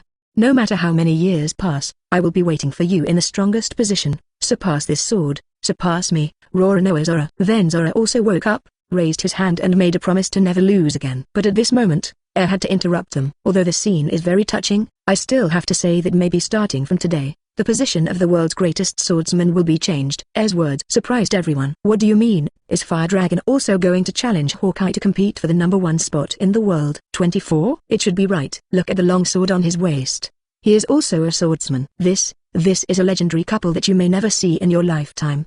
Hawkeye looked at Air with a rare smile. You are a powerful challenger. Maybe you can really defeat me. Let's go. You can't do it here at all. Let's find an uninhabited island and have a fun battle. Listening to his words, Air smiled and said, it's not necessary. I brought the stage here specially for today's battle. As he spoke, the sky suddenly darkened. Everyone looked up at the sky without knowing why, and saw an island covering the sky slowly falling down. Hey, are you kidding? An island fell from the sky. Hurry, sail the boat quickly, or we will all die here. The chefs looked at the chaos on the islands in the sky, and they all cried and wanted to sail away. At this time, Boss Zeppu suddenly walked out of the restaurant and shouted to the panicked people, idiots, don't panic. This is the power of the Fire Dragon, please calm down. Seeing that he seemed to have found a backbone, everyone hurriedly embraced him. Boss Zeppu, what do you mean by this? Was that island summoned by the Fire Dragon? Isn't it possible? Is this something a human can do? Boss, we'd better retreat first, or we'll die. Listening to the noisy sounds in his ears, veins popped up on Zeppu's forehead. He raised his right leg equipped with a prosthetic leg and chopped it hard on the deck, shouting loudly, quiet, shut your mouths. After saying that, he turned to look at Sanji and warned, watch the next battle carefully, it will be the world's top showdown. Sanji lit up his cigarette and said impatiently, I know, you nagging old man. You bastard, is this how you talk to your boss? Zeppu angrily lowered his head and hit Sanji on the head with his long chef's hat, and Sanji responded with words without any sign of weakness. Ru looked at this scene, covered his mouth and laughed happily. Sanji, it seems you have met your real family. Under everyone's surprised eyes, a small island slowly landed not far away. Under Air's control, the island did not set off cooling as everyone thought. Air looked at Mihawk and couldn't suppress his excitement and said, okay, the stage is ready, let's have a good fight. Hawkeye also raised the corner of his mouth, come on, I can't wait any longer. After saying that, Air flew directly to the island on Moonwalk, and Hawkeye followed him using similar techniques, and the two of them disappeared in the blink of an eye. Fly away? Then what should we do? I don't want to miss such an exciting showdown, idiot. Why don't you just choose the boat a little bit? That's right. I'll get ready right away. After everyone discussed for a while, they quickly put away the anchor and chased after Barati. At this time, the original Creek and his group had long been forgotten by everyone, and the ghost man Ajin had already run away with Creek. When everyone came to a place where they could clearly see the situation on the island, Air had already been fighting fiercely with Mihawk. With his current height of over 2.7 meters, Daikyu Itoi Yukari is no longer suitable for him. His current weapon has been replaced by a 3-meter-long weapon made of Wappo alloy. After a long stalemate with the two swords pressed against each other, the two of them retreated. Air smiled and gestured with the knife, and said to Hawkeye, the long sword Silver Moon, a weapon I asked a famous craftsman to make, is not among the quick knives. Please enlighten me. Silver Moon? It's a good weapon, but haven't you mastered the black sword yet? Hawkeye praised it and then asked, I only got it a month ago. This is the first time it has shown itself. Well, it must be very happy to fight against the strongest Black Blade Knight for the first time. Of course, I can feel it roaring 670 with excitement. After saying that, the two rushed towards each other again. The airflow generated by the collision of the two knives blew everyone watching the battle not far away, and the boat was pushed hundreds of meters along the way. I'm going to die. The tsunami is coming. Usopp and the Swordmaster hugged each other and screamed as they looked at the huge waves hitting this direction, which were at least 10 meters high. Wu Attendant Binya. At this moment, Yamato transformed into the form of a large-mouthed god, and breathed out ice air from his mouth to freeze the huge waves and the nearby sea area of several kilometers. Usopp and Nami looked at the sea that was instantly frozen and their mouths opened wide. They looked at Yamato, who was holding the child and had returned to his human form, and they were shocked. Is even his woman a monster? No. The two of them are making too much noise. Let's move to another place to watch, Garrett said, taking out the phone bug from her body and saying something to the other end. Soon, A small airship landed from the sky. Ru greeted Sanji and the others and invited them to board the airship to watch. The group of people boarded the airship with surprised faces, flew to an altitude of several hundred meters, and watched the live broadcast in real time through the videophone. Chapter 124 The identities of the women are exposed. One sword style middle.xuaniu/air ended the mutual testing with Hawkeye, wrapped himself in armed colors, held the sword in both hands and slashed out a fiery red sword energy that was tens of meters long. The sword energy was so devastating that it left a huge, bottomless abyss in the center of the small island. With a dull expression on his face, Hawkeye raised black blade overhead, put his legs into a horse stance, twisted his waist and charged up, and also unleashed a huge green slash. The two slashes collided and struggled with each other, and the nearby stones were cut into pieces by the sword energy escaping from them. After a stalemate for several breaths, the red sword energy took the upper hand and pushed away the green sword energy. Although the power was reduced by half, it still flew towards Hawkeye. It actually bounced my sword energy away. What a terrifying swordsmanship this was. Hawkeye swung his sword to disperse the sword energy. Looking at Air, who looked relaxed, he couldn't help but thought in surprise. This was the most powerful swordsman he had ever encountered except Shanks, and he was completely excited. Mihawk, I won't use any fruit powers, let's use pure swordsmanship to fight Hawkeye. Air shouted loudly, and at the same time, the silver moon was wrapped with armed colors and conquerors. Hawkeye didn't say much, and the knight in his hand began to flash with red electricity. I think Hawkeye should have conquerors. If he doesn't, just keep it my personal device. Neither of them said a word, silently gathering strength. When their momentum and physical condition were adjusted to optimal levels, the two of them rushed toward each other in tacit understanding. One sword style middle. Breaking the moon and cutting through the air. One sword style knight. Both of them used their strongest moves and slashed at each other with their swords. It's just that the two knives were obviously still some distance apart, but they stopped strangely. At the same time, there were countless small electrical accessories scattered around. Boom! The ground where the two were standing exploded instantly, and the strong sword energy generated by the collision shot straight into the sky, scattering all the clouds within a radius of 10,000 meters, and cutting the sky in half. Even the airship in the sky was affected, and was blown back by this airwave.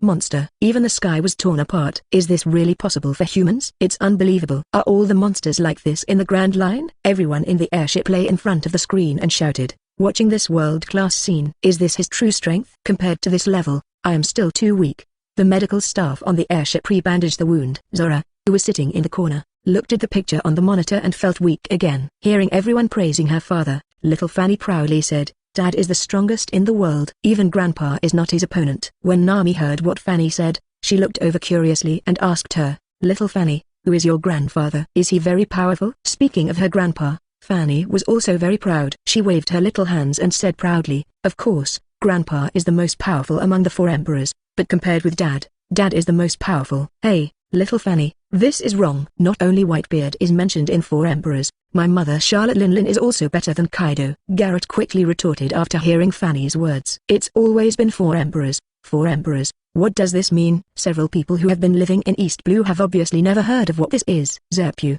who was still well informed, came to his senses and explained to everyone with a surprised look. The four emperors are the four pirate emperors who rule the second half of the Grand Line. They are all the top strong men in the world. They are Whitebeard Edward Newgate, the strongest man in the world, Shanks, the youngest red-haired member of the four emperors, Kaido of the Beasts, the strongest creature, and Charlotte Linlin, the natural-born destroyer.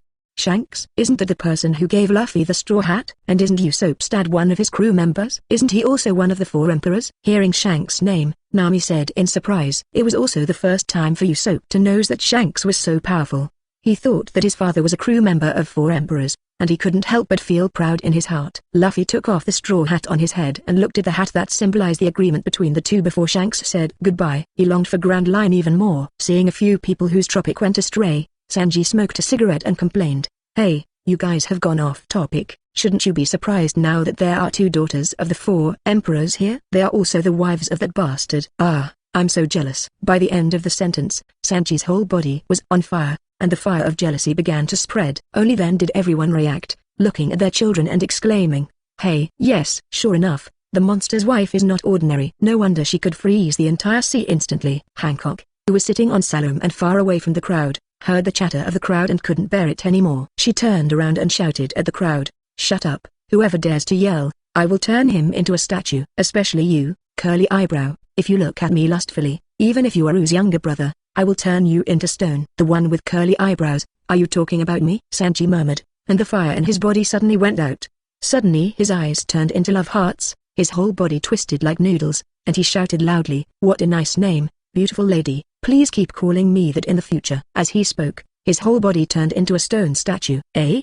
Exclamation mark. Really turned into stone. Nuo Li Zhao. Everyone looked at Sanji and then at Hancock and immediately stayed away from her. "Idiot, I can't use my powers," he cursed in a low voice. Hancock no longer looked at them, but looked at the picture on the screen worriedly. Zephyr looked at Hancock's figure and thought for a while, then asked True, "I thought she looked familiar just now." "Now that I say it, isn't this lady the 7 warlords of the sea, the pirate empress known as the most beautiful woman in the world?" Bow Hancock. Rue smiled and nodded at him, confirming, "That's right. Sister Hancock is indeed Shikibukai." "It's incredible. Is Shikibukai also his wife?" Zephyr said with a sigh. Nani, what is Shikibukai?" Nami quickly squeezed over and asked curiously. Chapter 125. Prince Sanji. Zephyr, a popular science expert, had no choice but to explain to everyone again. Shikibukai, full name 7 Warlords of the Sea, refers to the 7 great pirates recognized by the world government. Each of them has catastrophic destructive power and powerful combat power that can rival the country. There are also a series of privileges such as legal plunder and not being hunted by marines. Mihawk,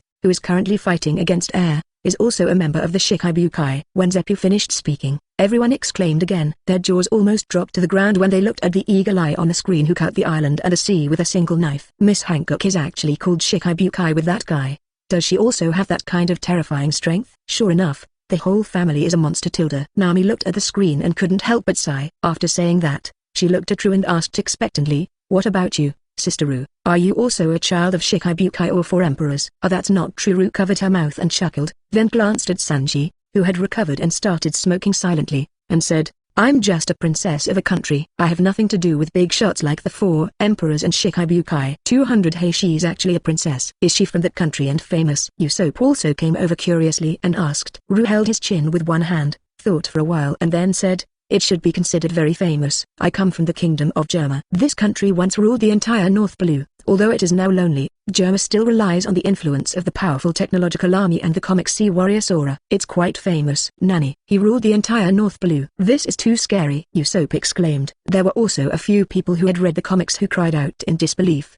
"Does the evil Legion Germa 66 really exist? Isn't this a fabrication of comics? Is it possible that you are a poisonous powder? Does Sora, the warrior of justice, really exist?" Hearing their questions, Rue smiled and said, "It's true that I'm a poison fan. But Sora doesn't really exist if I have to say it. My mother's name is Sora." Hi Battle 10. Sora is the poisonous powder's mother? How could this happen? A die-hard comic book fan fell to his knees, losing his dream. Usopp didn't know what the sea warrior Sora was. He just looked at Sanji in surprise and said in surprise, "You and Rue are siblings, so aren't you the prince of Germa?" "Stop joking. I have nothing to do with Germa." Unexpectedly, Sanji had a huge reaction after hearing this and roared directly at Usopp. Usopp was confused. He didn't know why he suddenly got angry and opened his mouth to say something. At this time, Rue patted his shoulder and walked towards Sanji, pulling him outside. "Come with me, I have something to tell you." Sanji didn't resist and let her pull her away. Zephyr watched the 2 people leave, his eyes full of worry and reluctance. Ding, ding, ding. The 2 figures were entangled for a while, and then passed each other again. Hawkeye looked at the additional wound on his chest, and then looked at Air across from him, whose clothes were slightly damaged but unscathed. He couldn't help but tighten Yi's grip a little harder. Air breathed out, as expected of Hawkeye, "If his swordsmanship is better than mine, I won't be able to defeat him even in a short time. It seems like we will have to fight a protracted battle." Inhale exhale tilde. Conqueror's entanglement. 1 sword style middle.g/. Air swung a sword energy with all his strength, then quickly adjusted his body shape, stepped hard to the left front of Hawkeye, and used the sword energy, to flank Hawkeye. He also waved his sword to block the sword energy, and then Hawkeye stepped forward and chose to fight fiercely with Air. Dang, dang. Air's 2 consecutive slashes were blocked by Hawkeye, but his powerful force still shocked Hawkeye and couldn't help but take a step back. Taking advantage of the opportunity, Air turned around, swung the long knife in a circle, and slashed at him with great force. 1 sword style middle.splitting void. When Hawkeye raised his sword in time to block, but the moment he came into contact with Silver Moon, he was pushed backwards by a huge force. Miso. Swinging 3 sword energy at him again, Air quickly used his feet to catch up, not giving Hawkeye time to react. Hawkeye twisted his body in midair and scattered the 3 incoming sword energy. However, he could only parry the full blow from Air and was knocked away again. However, this time he forcibly stabilized his body and slashed out a huge sword energy before Air chased him, dragging him out of pursuit. After turning a few somersaults in the air, he landed on the ground without any strength. Hawkeye stepped forward and rushed forward again. The two came together again and began a pure competition of body, haki, and skills. This battle lasted for 5 days and 5 nights. 5 days later, in the afternoon, Air was covered in tatters and had dozens of scars on his body. He held onto Silver Moon and gasped for air. For the sake of fairness, he did not use the fruit's ability to quickly recover his body, and now even he felt it was difficult. The Hawkeye on the opposite side was even more uncomfortable. His clothes were also in tatters, and there were countless wounds all over his body, especially on his chest, which had the same type of long and narrow wound diagonally downwards as Zoro's. Now he was lying on his back holding the knife, and he didn't have much strength anymore. Mihawk, you've reached your limit, right? Should you just admit defeat or keep fighting? Air took a deep breath and said to Hawkeye. But, damn it, I can still fight. Hawkeye turned over with difficulty and slowly got up with his hands on the ground. As a swordsman's pride, he can be defeated and will never give up easily. Okay. Then I'll give you the final blow and take the move. Air straightened up, grasped Silver Moon again, and focused all the remaining conquerors and armed colors in his body on this attack. Hawkeye also struggled to hold Black Blade Knight, preparing to strike his final blow. Itri Ryu Middle. Knight.